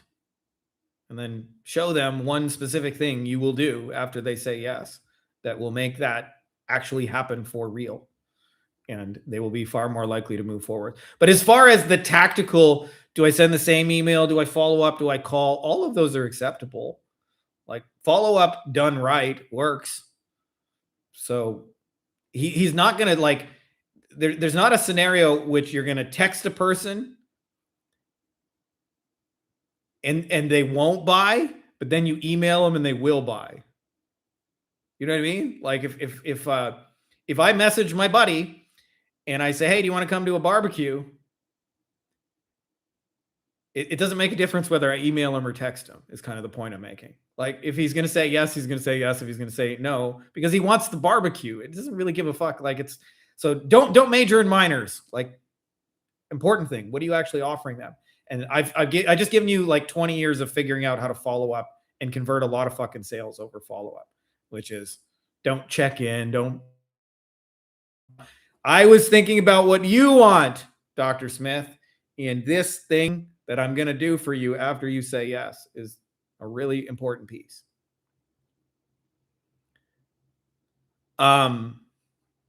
Okay, so I'm going to come back to M.A. Rahman here. Hey, Frankie, when you know or start using GHL from SEO, how you earn money from it. Okay, so there are a lot of ways to earn money from GHL, but I'll tell you, I don't think there's any so I don't know if you guys have ever heard this, but they say the quality of your life is determined by the quality of the questions you ask yourself. And I would say similarly, the amount of money you make in this whole online biz thing is proportional to the quality of questions you're asking. And I understand why. I've been in your exact shoes. And basically, the number one question people are asking in various forms is like, how can I make some monies? It's internet shit. I want to make some internet monies. How do I make some monies? It's not that it's a bad question. It's just that it's a self-serving question. And so it'll kind of lead you into like sitting in a corner thinking about going, I wonder if I could do this. I wonder if I could do this. I wonder if I could do that. Maybe I'll try this. Maybe I'll try that. Maybe it's like round and round you go in this circle of men. Everybody I know who asks that question, that's the game they play. I had a really big epiphany. I read a book called The Millionaire Fast Lane many, many years ago by a guy named M.J. DeMarco. And I'll save you guys from reading the whole book, although it's a good book if you want to read it. But he says, money follows needs. Stop chasing money. Start chasing needs. I didn't like immediately process all of that, but he says money follows needs. So in order to identify needs, you have to decide firstly who you want to work with. In other words, pick a niche. They're all good. Just fucking pick one. Don't like stress over it like most people do. And then whatever niche you get into, start identifying needs. If you skip that step, everything you do about making money will be hard because you will create things that nobody needs or nobody wants. Ask me how I know. And I've created a lot of shit nobody needs, nobody wants. But when I identify needs, I'm stuck on this or this thing is hard. Almost always create a simple little solution. Money follows. So for me, like using the example I was using earlier, when I was going, how can I make money? I became I make websites guy. Even 20 years ago, there were too many fucking web designers. And like now there's 1,000 times as many web designers, right? Like there was too many then, and now there's 1,000 times too many, right? So when I was just I'll make websites for you guy, and I was not solving a need, I was just going, how can I self-serving make money? People go, I don't need a website. I got a website. I got a guy for that. But when I started following a need, for example, when the plastic surgeon said to me on a lot of these low ticket procedures, I do not make any money. What I need to do is make some money. And I can only do that with my higher ticket items. And I said, well, I'll make you a website to sell your higher ticket items. Then they said, I need that. And they said, here's some money. And often it was 10x, 20x the amount of money when I was trying to go, how can I make money? So my thing to you is like, pick a market and find a need. And if you're not sure about needs, I'll tell you the easiest way to do it in real practical thing is join a couple of communities where pick a niche, join a couple of communities where they hang out. They're on Facebook, they're on Reddit, they're on LinkedIn, they're not hiding. And don't go into it with a preconception. Just read some fucking questions and comments and see where they get stuck. And then ask yourself, could I solve this problem? Could I solve this problem? And eventually you will find something, usually like 10 of them. And then like build something around that. It's often just a 10-degree shift, but if you do it backwards, making money will always be hard. Always, because you won't actually be filling a need in the marketplace. Money follows needs. So step one is identify needs. If you just think about how can I make money, you'll sit in a corner going, I wonder if I could do this. I wonder if I could do that. Maybe I could make money GHL, blah, blah, blah. Maybe I could do this. Maybe I could do that. I met a guy, for example, like named Jason, and he noticed in GHL that a lot of people are trying to onboard clients with their SaaS, and it's complicated. So he built an automation wizard where you can just click, like almost like installing a piece of software. You go next, next, next, next, finish, and then it's set up. And he sells it to agencies to help them like easily onboard people in their GHL SaaS. And he sells it. He's not even a good marketer, by the way. He's a nice guy, but he's not a good marketer. But why does it work? Because people need it. People actually fucking need it. Right? If he had just solution. And this is the part where I differ with a lot of people, because I know a lot of agency gurus teach like business in a box. But if you're doing business in a box, you're automatically following somebody's recipe and you're going to be the 1,000th person selling it. And anytime you're the 1,000th person selling something, it's going to be more difficult than if you're actually plugging a need. So I'm big on that. I know I'm harping on this, but I feel like if you skip that step, man, like nothing is harder at making money than, why should I buy it from you? Like, why should I buy a website from you? Well, mine's nicer. It loads faster. Yeah, but we already got one. We got a guy, and it's just resistance, resistance, resistance. The minute you go, hey, you need this. What do you mean I need this? Well, you're doing low value procedures and I want to help you sell the expensive ones. Got a website that'll help you do it. I go, I need that. And then money follows. I wish I knew that like 20 years ago. You can make so much of your shit so much easier to sell by just one fucking day of market research, of joining communities and just fucking reading what these people are trying to do. I know in the water damage restoration space, I'll tell you the need I was following. So when I went in those communities, a lot of them said, we don't even get paid on most of the jobs we get. And think about this. They're not getting paid. I said, why not? And they said, well, insurance companies dick us around. They lowball us. They know they don't have to give us the money. So they wait like 6 months to pay us, and they try and lowball us. And, I still got to pay my guys, and I still got to pay my truck and my insurance and all that. And they know eventually if they wait long enough, I probably will accept a lowball settlement because like something is better than nothing.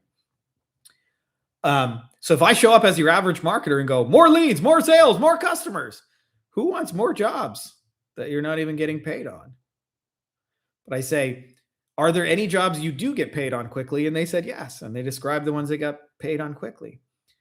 And so the need was get away from these jobs that suck the life out of you and never pay you anyway. And let's get the ones you do get paid on. I happen to have an SEO and pay-per-click solution that'll help you do it. But the money followed because I identified a market need. And by the way, there's always unmet market needs. Always. Every market, every niche, all the time. It's because of the way life works. When you solve one problem, it creates another. So there never not be market needs. Agency, you're first trying to get clients. And you need clients. And then when you figure that out, you need good fulfillment. You struggle with, how am I going to make good on these promises? And how do I actually deliver on this? And then eventually you need to hire people. And eventually, if you get good at hiring people, you need to build a management structure. If you build a management structure, you eventually have to build like a real fucking business and like have meetings about EBITDA and shit like that. But one problem solved creates another. So there's never not going to be market needs. But most people skip that step and then sell shit, and it's hard. And they want a business in the box to copy and paste. But as long as you're a business in a box, you're the 1,000th person addressing the same need, if it was even based on a need in the first place.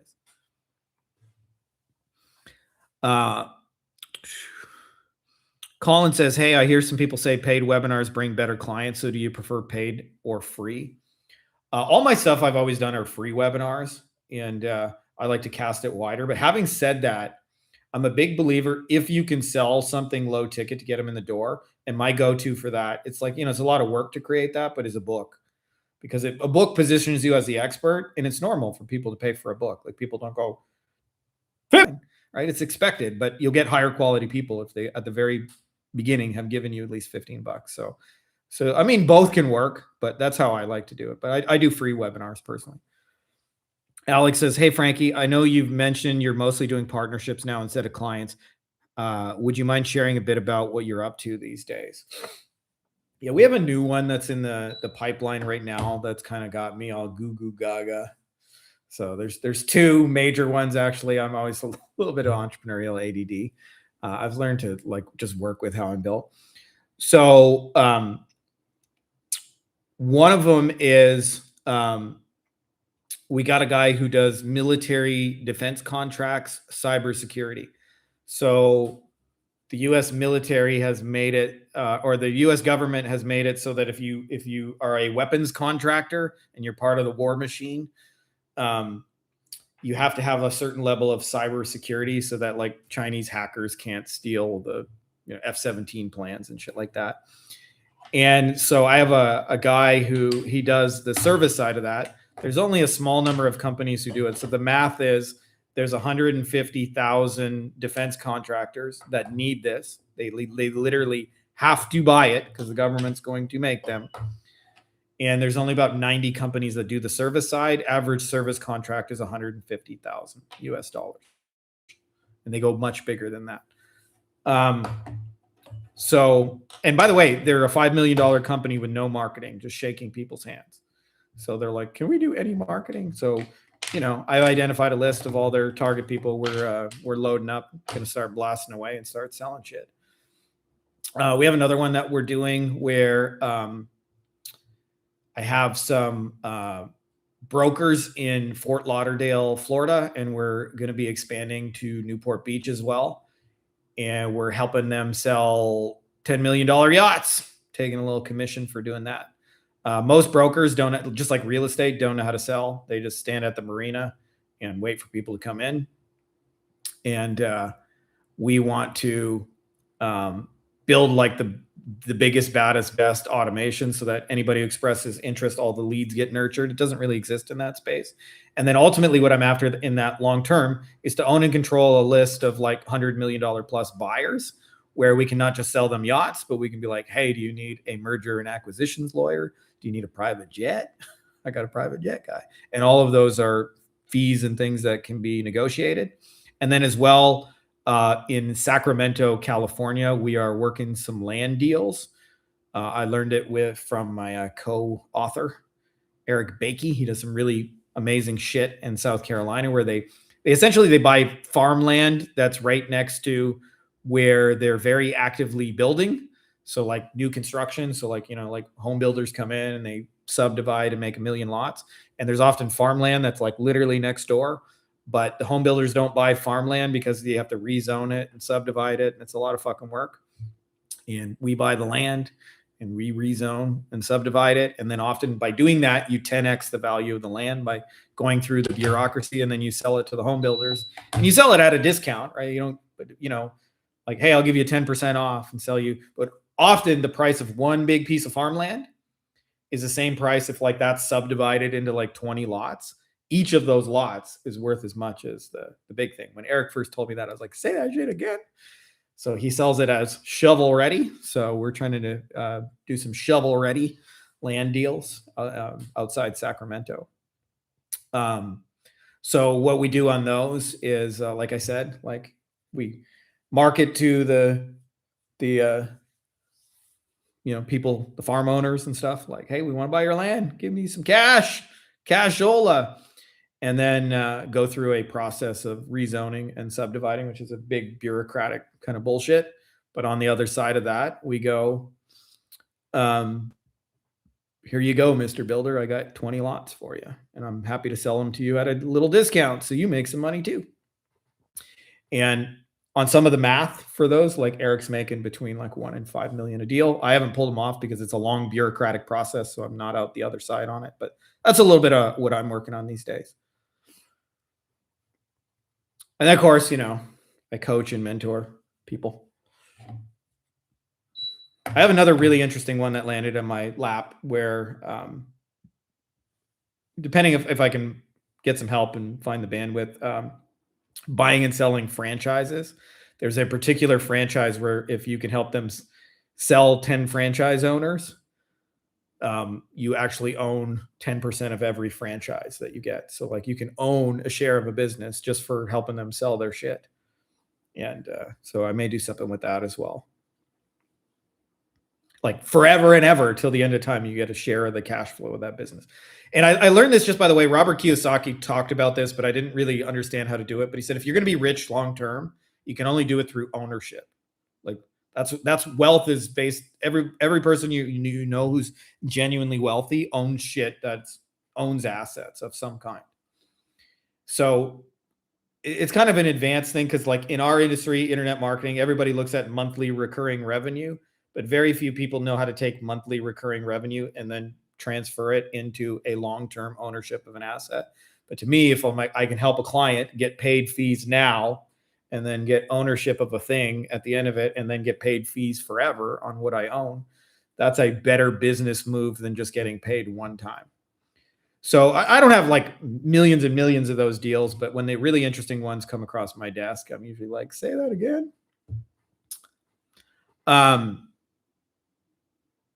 When a lead comes from the shoe store, do you guide them through the 4 buckets? No, because the first and the second bucket. So for those of you guys not familiar with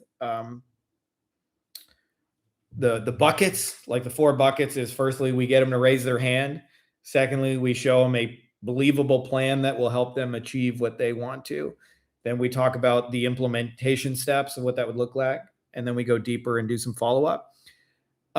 Getting them to raise their hand and pre-selling them on the plan actually happens inside of the shoe store. So like if they listen to you on a podcast, they already know what your plan or process is. If they read your magazine article, they already know what your plan or process is. So by the time they show up to you, they're on the 3rd bucket. So it's like, let's just talk about getting my help to implement it, which is why I like doing it that way. By the way, by the time they come to me, they're at least 7 out of 10 on the idea of working together. They're like, all right, how we do this shit here.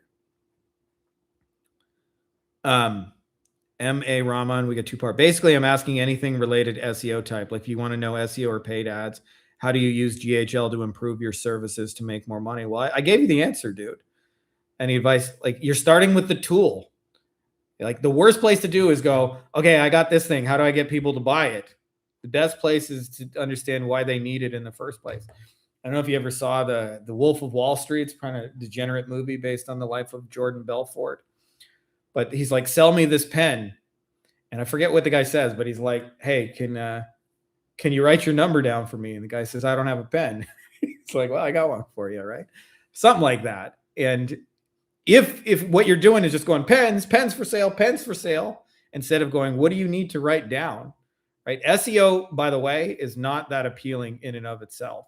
But if you can use SEO, for example, to aim and guide and direct it at what they're trying to do, like plastic surgeon, mommy makeovers, or cool sculpting. Hey, I can help you rank for cool sculpting. Like, it's the cool sculpting they're buying, not the SEO. So like, don't try and make money from a tool. That's backwards. And everybody I know who tries to make money from tools is broke and works unnecessarily hard. Did you get any mommy makeover lead call? Of course. I mean, you can offer by searching any industry most demanding job business owner wants. Like, there are too much less chances of getting unique. You'd be wrong on that. I'll tell you, because I see all the agency owners bring me their shit. So I see like thousands of agencies. And by the way, 99% of them, this is their promise. It's a generic, we'll get you more leads, more sales, more jobs, more customers. I call it the Frankie Finn moratorium, this undefined, vague, unspecific more. And think about it. Like, I mentioned a restoration guy who said to me, actually many of them, but they said, we aren't getting paid on most of the jobs we get. How appealing do you think more is? We don't get paid on most of the shit we get. Well, I'll bring you more of that. Right? More, that's where most people are at. Generic promises. That's why I say there's always unmet needs in the marketplace. If you're deciding there's no unmet needs and everybody's already figured it out before you started, you won't come up with anything valuable. But it's like, it's a 10-degree shift. You don't need to give up SEO. You just need to figure out, what are they trying to sell with SEO? Who are they trying to get? And like, must have a clear target, and you must be like, they're trying to get this kind of person. I'll give you an example. We got a guy in our mastermind who works with golf courses and country clubs. And one of the things that they really like are events, because it's not uncommon for people to spend like $25,000 or more on a wedding. That's a very normal thing. And so a lot of times their event calendar is like, it's mostly empty. So his pitch isn't, I'll do SEO. He does SEO, by the way. But his pitch is, I'll help you fill some events, get some weddings and some corporate shit up in here. And I'm going to do that by helping you rank in Google for people looking for that kind of thing. But if he was just going, SEO, we do SEO, he'd be broke. Broke is a joke. No question about it. So you want to aim your shit. Aim it. Yeah, that's genius, man. Thanks for sharing. I appreciate that, Alex. I don't know what I was sharing. That's genius, but yeah, I'm picking on you a little bit, M.A. Rahman, just because everybody does this, man. Everybody starts with the tools and goes, how do I make money with my tools? For me in the beginning, it was like, I knew how to do SEO. I knew how to rank websites. And then I was like, how do I get people to pay me? And I was actually in a very weird predicament. I don't know, like, I've told a lot of people this, but I had a white label partner before white label was a term. So he was a guy who went and sold a lot of websites. And he would go to all the plastic surgery conferences, and he sold like 400 websites a year. Like, he was a real fucking hustler, like more than one a day. He averaged like, a new client every damn day of the week. And 50% of those people said, can you help me rank my website? And he would say, no, I don't do that.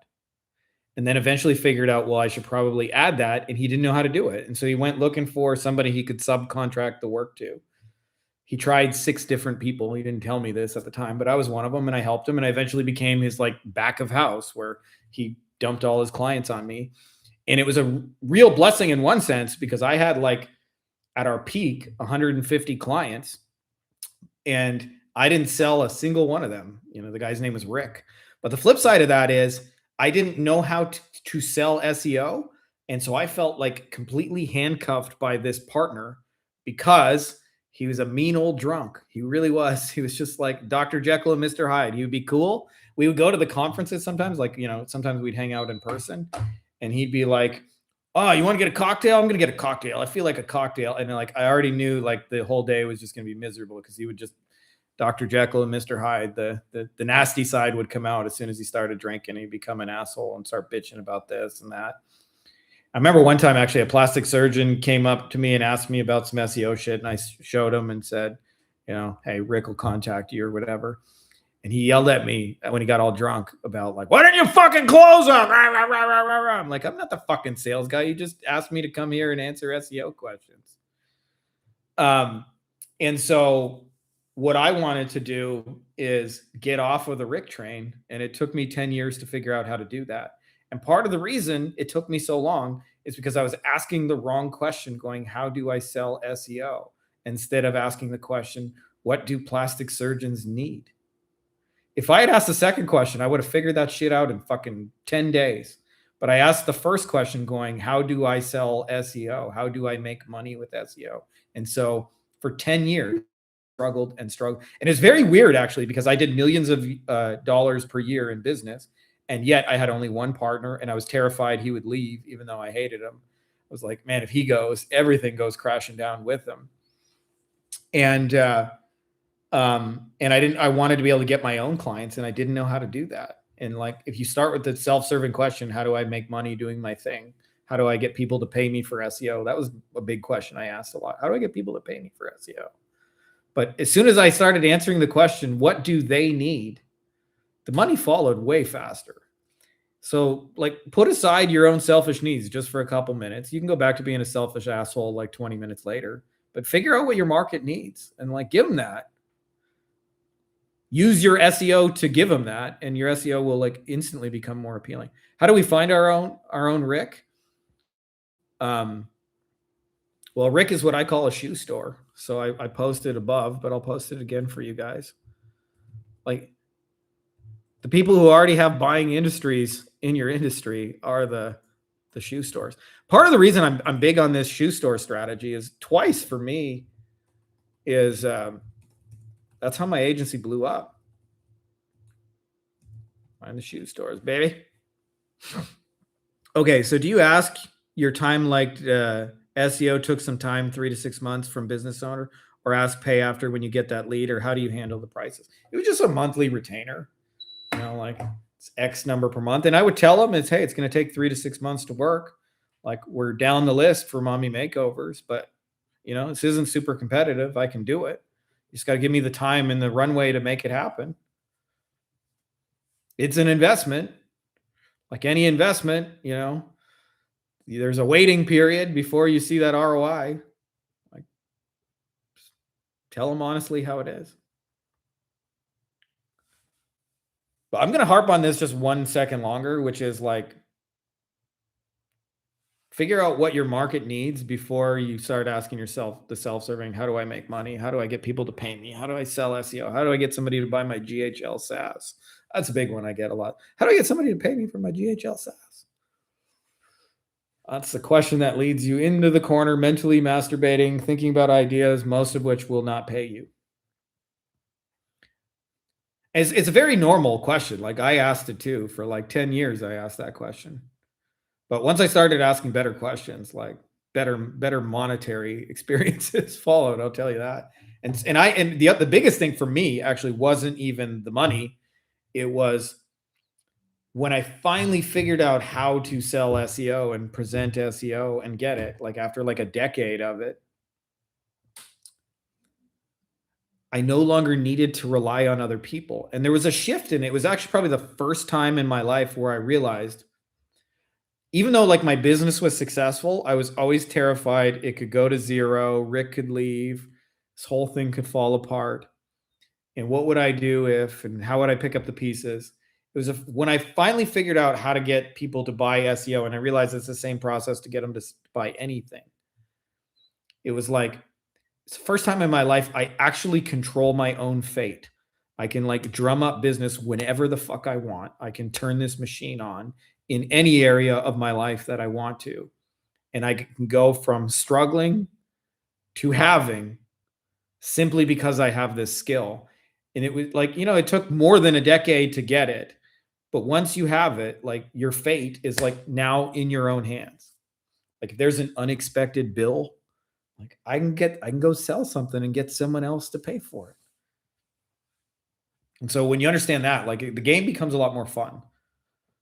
But it's significantly harder if you're selling things that people don't inherently want, which by the way describes 99% of agencies. And it's not like they're really far off. Like the difference between I'll get you more jobs and I'll get you more of the jobs you actually get paid on. It's not a massive amount of difference, but it's a difference that fills a need and matters a lot to them. Yeah, the Wolfpack is a mastermind. Put a link for you guys here. It's actually the first time today is that it has been open in 5 months. I've had a waiting list for 5 months. And candidly, part of the reason I opened it up is because I had a car accident. I still got a couple little scrapes from the car accident. And I had to buy a new car, and there was a bunch of bureaucracy and shit like that. And so I was like, hey, why don't I help some other people level up, and you guys will help me get my car sorted. So that's the trade. But the Wolfpack is predominantly, it's an agency mastermind that's focused on selling without phone calls and running your business without phone calls, which I think is just a better way to do it. I think video you will always work harder than real you. And for those of you guys who are not, English as a second language, we have people who do it through Google Docs too. So it's like you can write it. You don't always have to, like, if you're not comfortable speaking, there's other ways around it. And it's ideal for people who've figured out the first couple of steps where you know who you want to sell to. You got a basic idea of your service, but you're getting stuck on it and you want to scale this thing and remove it. And we have a lot of tools and resources to do that. I pretty much have a tool or swipe file or a template on anything you could want to do. Getting people interested, running ads, outreach messages, all the way through to like onboarding people, hiring a team, putting all your systems in place, anything you want to outsource, whatever software or tool, we've already figured it out. It's just shortens the learning curve. I always say I don't make anybody successful that wouldn't be successful on their own, but I take what would be like an 8-year journey and shrink it into 8 weeks. That's a real benefit. Like it took me 10 plus years to figure out how do I get people to buy SEO. You can take 10 years too if you want, or you can, shortcut it and do it in 10 weeks and then never have to worry about that problem again. And then we also have a really awesome community where, we're answering questions and talking to each other every day to make that happen and, do some cool stuff. My custom GPTs are killer. I appreciate that. I actually first created them just for myself, by the way. So they weren't like for anyone else. I have like, all these things I just repetitively, like, for example, doing market research. And I was like, hey, I'll build a tool that does the market research for me. And then I was like, hey, I wonder if other people would want that too. But most of my tools, by the way, started out as selfish tools for me. And then I was like, oh, I bet you other people would want this tool too. Hey, Frankie, can you make a tutorial video for shoe store prompting method like your Loom tutorial? Yeah. Like, what are you trying to do with it specifically? Because I mentioned like if it's just finding them, I just you don't really have to think too hard, but like I'll tell you kind of like the genesis of the tool, which I think will help you guys understand a little bit more about what it does and how it works. So I want to say 2015, 2016, somewhere in that realm of time, I got invited to speak at my first lawyer conference. Like I said, it was a big deal for me at the time. It was in Florida, my first one. Flew to Miami, suit and tie, looked like a lawyer, presented for an hour. Had 150-ish people there.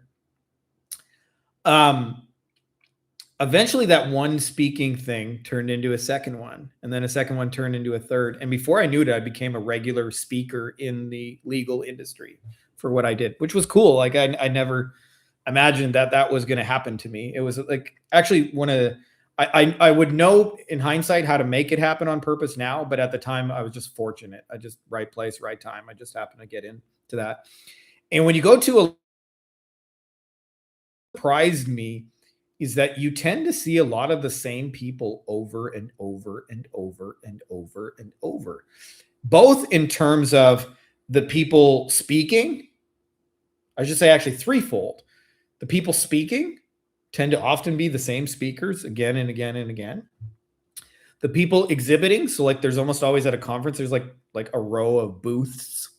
You go through and they got a little pitch and here's my card and you want a free sample. And sometimes they got like a pretty girl or a piece of chocolate to try and lure you in.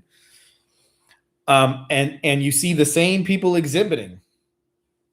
And then also the attendees. I would see the same lawyers again and again and again and again and again at the conferences. And eventually I got to observe a lot of the top lawyers buying stuff. You know, like nothing will make you smarter to selling shoes than watching people buy shoes right in front of you when you're trying to sell shoes to those same people. And I started to realize that the top people, if they bought one thing, they bought everything. And when I started meeting the same exhibitors, you know, you make small talk with them. Sometimes it's like, hey, what are you doing here? Yeah, we're trying to sell some websites. Or we're trying to sell our swag, or we're doing insurance for these guys. We're doing financing for them. You meet like all those people. And I remember saying, like, out of curiosity, what does it cost to get a booth at this event? And they said, this one, I think it's like $7,500 or something like that. And just because I grew up as like an engineer, that's what I went to school for. I did math, and I was like, okay, plus flights, plus hotels. So I'm like, that's easily, you spent $10,000 to be here. You must have at least sold $10,000 worth of stuff, because I know you're not going $10,000 in debt every weekend doing this. So like, clearly you must be getting an ROI on it, or you wouldn't be able to afford to do this long-term. And I've seen you now at like 17 events in a row. So it must be working. You must be making your 10 grand back. And I don't remember if it was instantaneous over time, but I started sort of mentally categorizing who are the people that I see here over and over and over and over. And I realized they largely fit into those 7 categories. I was like, they had some sort of expertise. So they were a coach or a consultant, or they had a mastermind or something like that. They were the big information providers. So they, like, you know, the guy with the YouTube channel or the top podcast or whatever, he would be there. The people who had communities, often on like LinkedIn and Facebook, and sometimes even in real life. There would be the other industry associations. Hey, that's the guy from the National Trial Lawyers. Hey, that's the California Bar Association guy. There would be what I call the tools, software, and suppliers. So in my case, it'd be like Filevine and MyCase and Clio. And then like physical supplies, like a lot of them had swag and stuff like that. Like they would have, like, you could buy a pizza cutter with your law firm logo on it, or t-shirts and hats, and like somebody supplied them with shit. Then there would be other people who had events, and they, like, the event people would often cross promote each other and help each other out. You think it's very interesting, because at the bottom of most industries, it's all competition. At the top, it's all collaboration. So you like, there'd be 6 different conference owners there, and they all help each other fill each other's conferences. They like work together, not as enemies. And they all know each other by name and everything. And then I would see service providers, and not just marketing services, you know, SEO, web design, pay-per-click, things like that. But there would be a guy who would do the financing for them. There would be a guy who would help them set up at their LLCs. There would be the guy who provided insurance for them, et cetera, et cetera, et cetera. And I realized every single one of those people, whether they were exhibiting or speaking, fit one of those 7 categories. And they all, to some level, had buying audiences, and to some level, they were all content creators, which, by the way, if you want to be at the top of your industry long-term, you're going to have to be a content creator in some form. whether that's a podcast or a YouTube channel, or that does not mean you have to make content to get clients. I'm just saying if you want to be the biggest in your industry, I haven't seen it done without it in very many industries. So like they all had YouTube channels and podcasts and weekly webinars and newsletters and shit they sent out, things like that. What I would call content, magazines they published, et cetera, a blog that they've been writing for 27 years. And as you get to know them, I realize they all struggle with producing stuff. So, because what ends up happening is like, okay, say you do insurance for personal injury lawyers. I mean, these are the 5 things that matter in insurance. Like after you've said that 7 times, you don't really know what to publish anymore on your blog. And so if you can have an expert, an outside person come in and say, hey, I'm going to show you how to get motorcycle cases or whatever, that makes their thing new and exciting and interesting again. And they were all like, that's why they were at the conferences. They were all open to collaboration. So bringing this back to this tool I built, the shoe store finder is just identifying those people that are already connected. And like I said, when I got connected into it, I realized by just witnessing it right in front of my eyes that there was a monetary flow that exists in your marketplace. And when you get inside of it, it's like having a sail. It's like a wind you catch. That 80% of all the heavy duty marketing stuff was bought by people in those rooms. There were still people who bought websites and SEO and pay-per-click, but they were much smaller in comparison to the people who bought everything.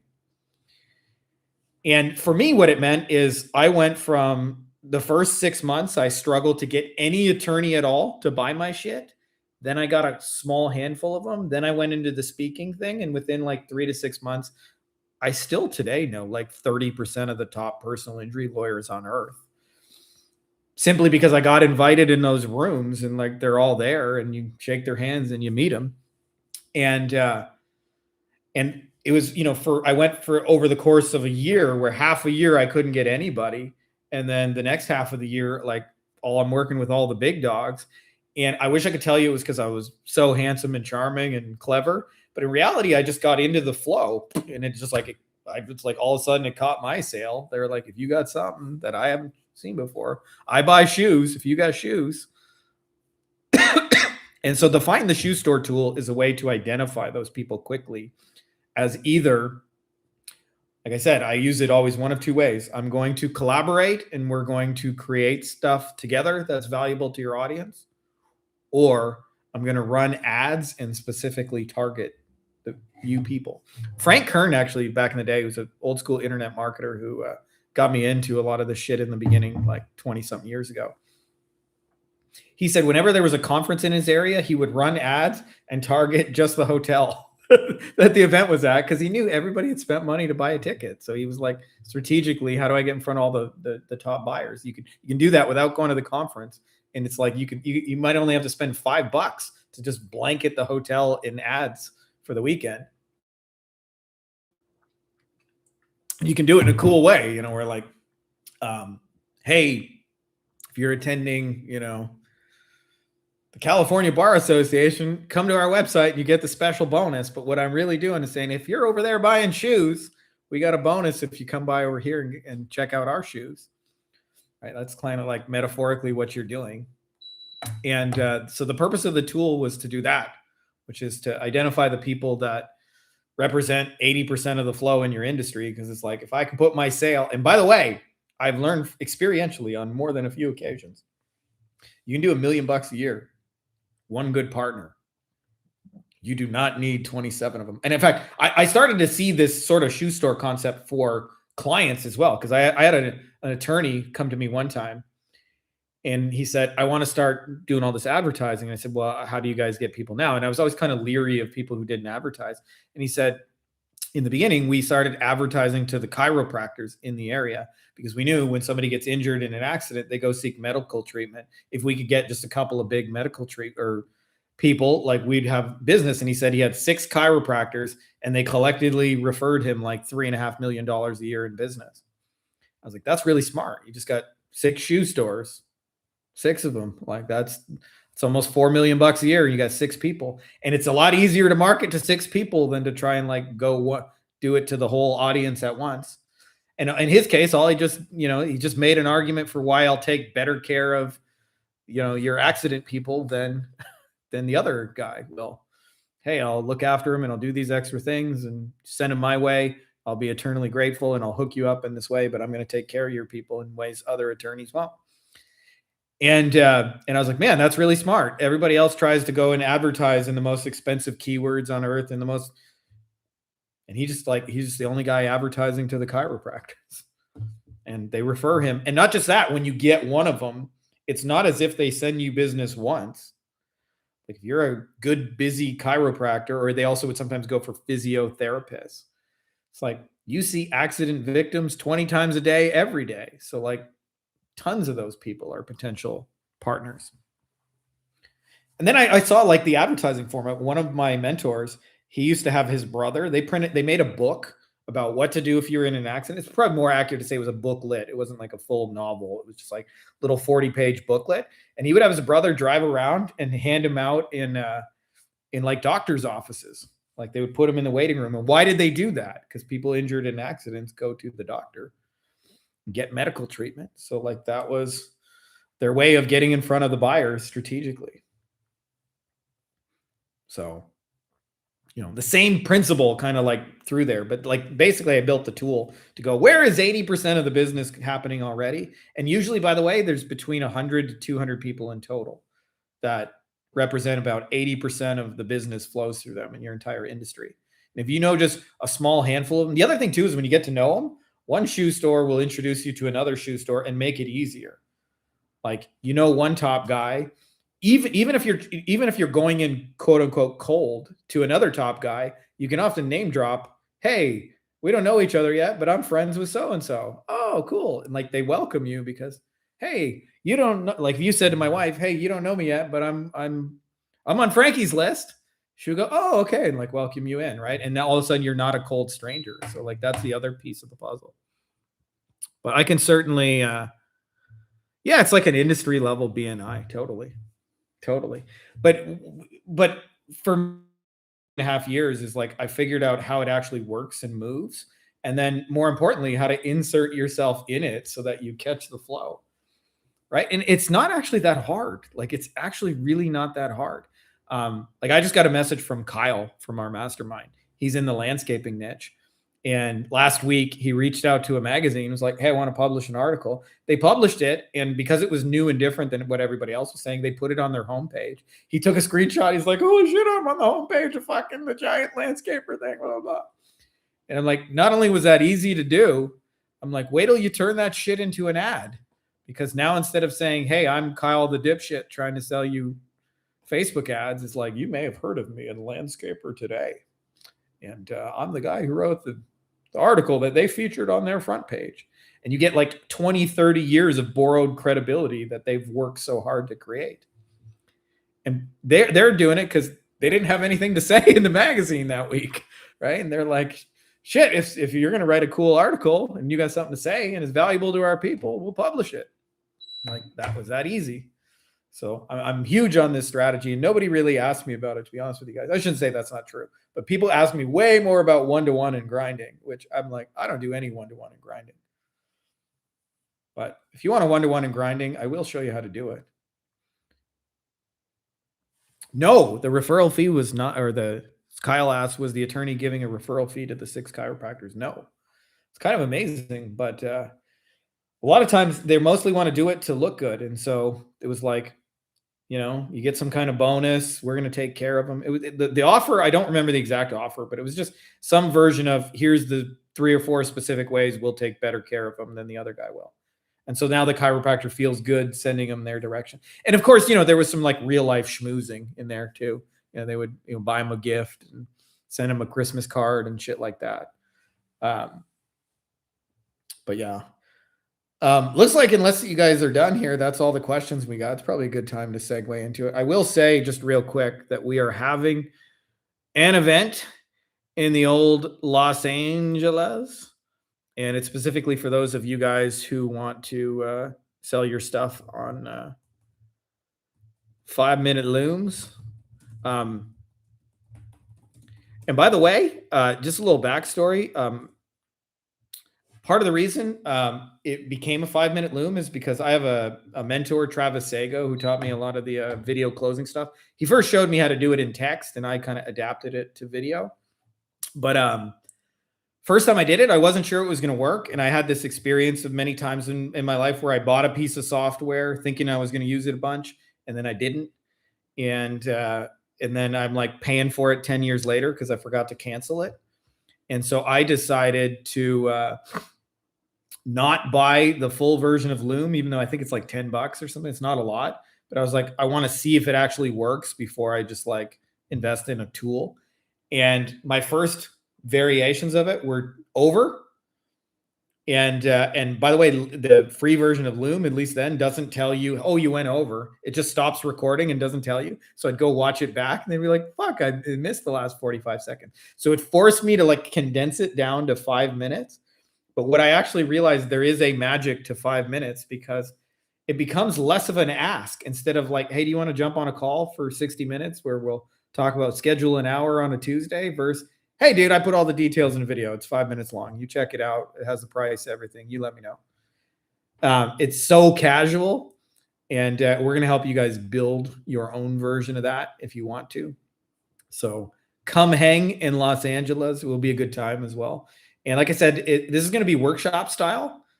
So a lot of times, I've been to events, they're cool, but you listen to speakers and you go home and you got 40 pages of notes and you're lucky if you do 2 things.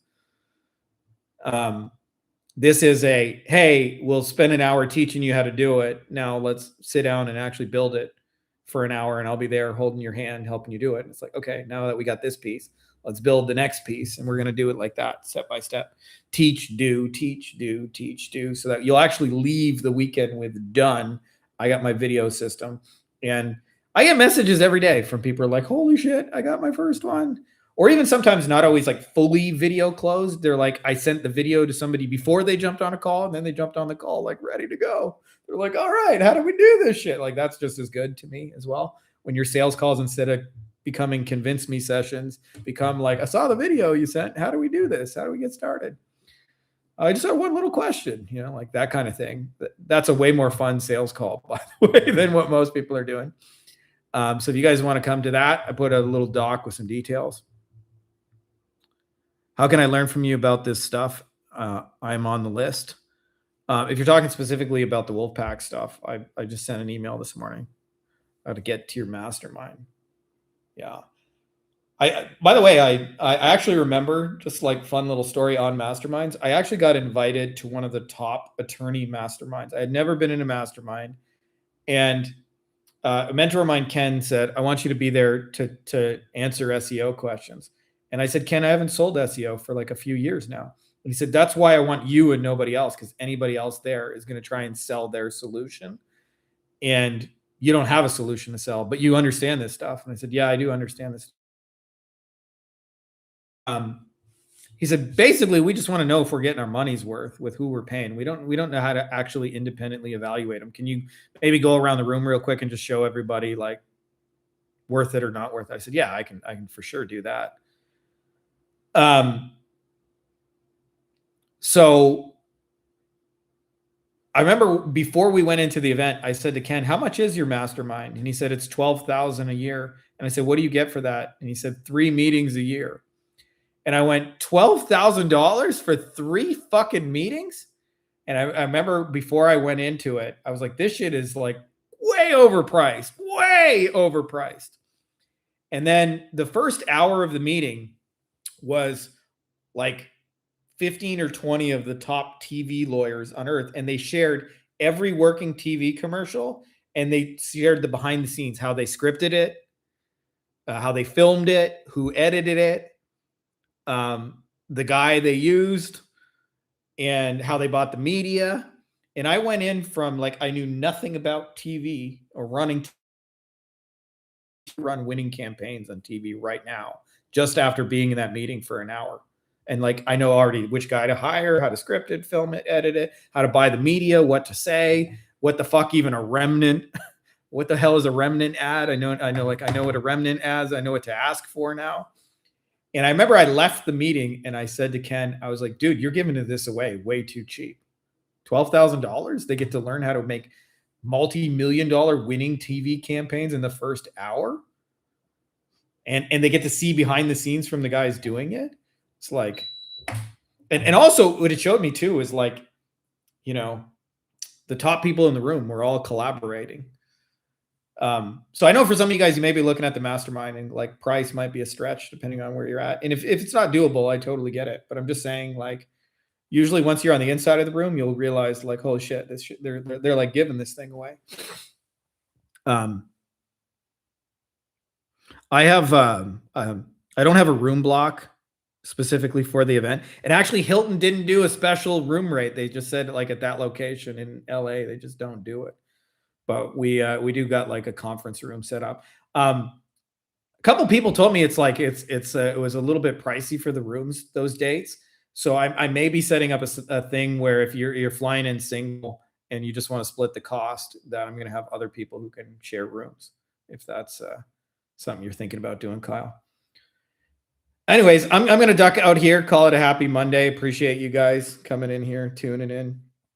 And that's all I got for you guys on this happy Monday. Appreciate you all for tuning in. I don't know if I'm going to stream it just yet, Emmanuel. A few people have asked me, but there's some complexity involved in that. Like I have to, get a whole team of film crew and shit like that. And I haven't even looked at that option yet. So I may do it, but if I do it, it'll be closer to the event. But anyways, that's all I got for you guys this Monday. We're calling it a show here. Appreciate you guys. Happy Monday. May the Triforce be with you. Go and take over the world this week.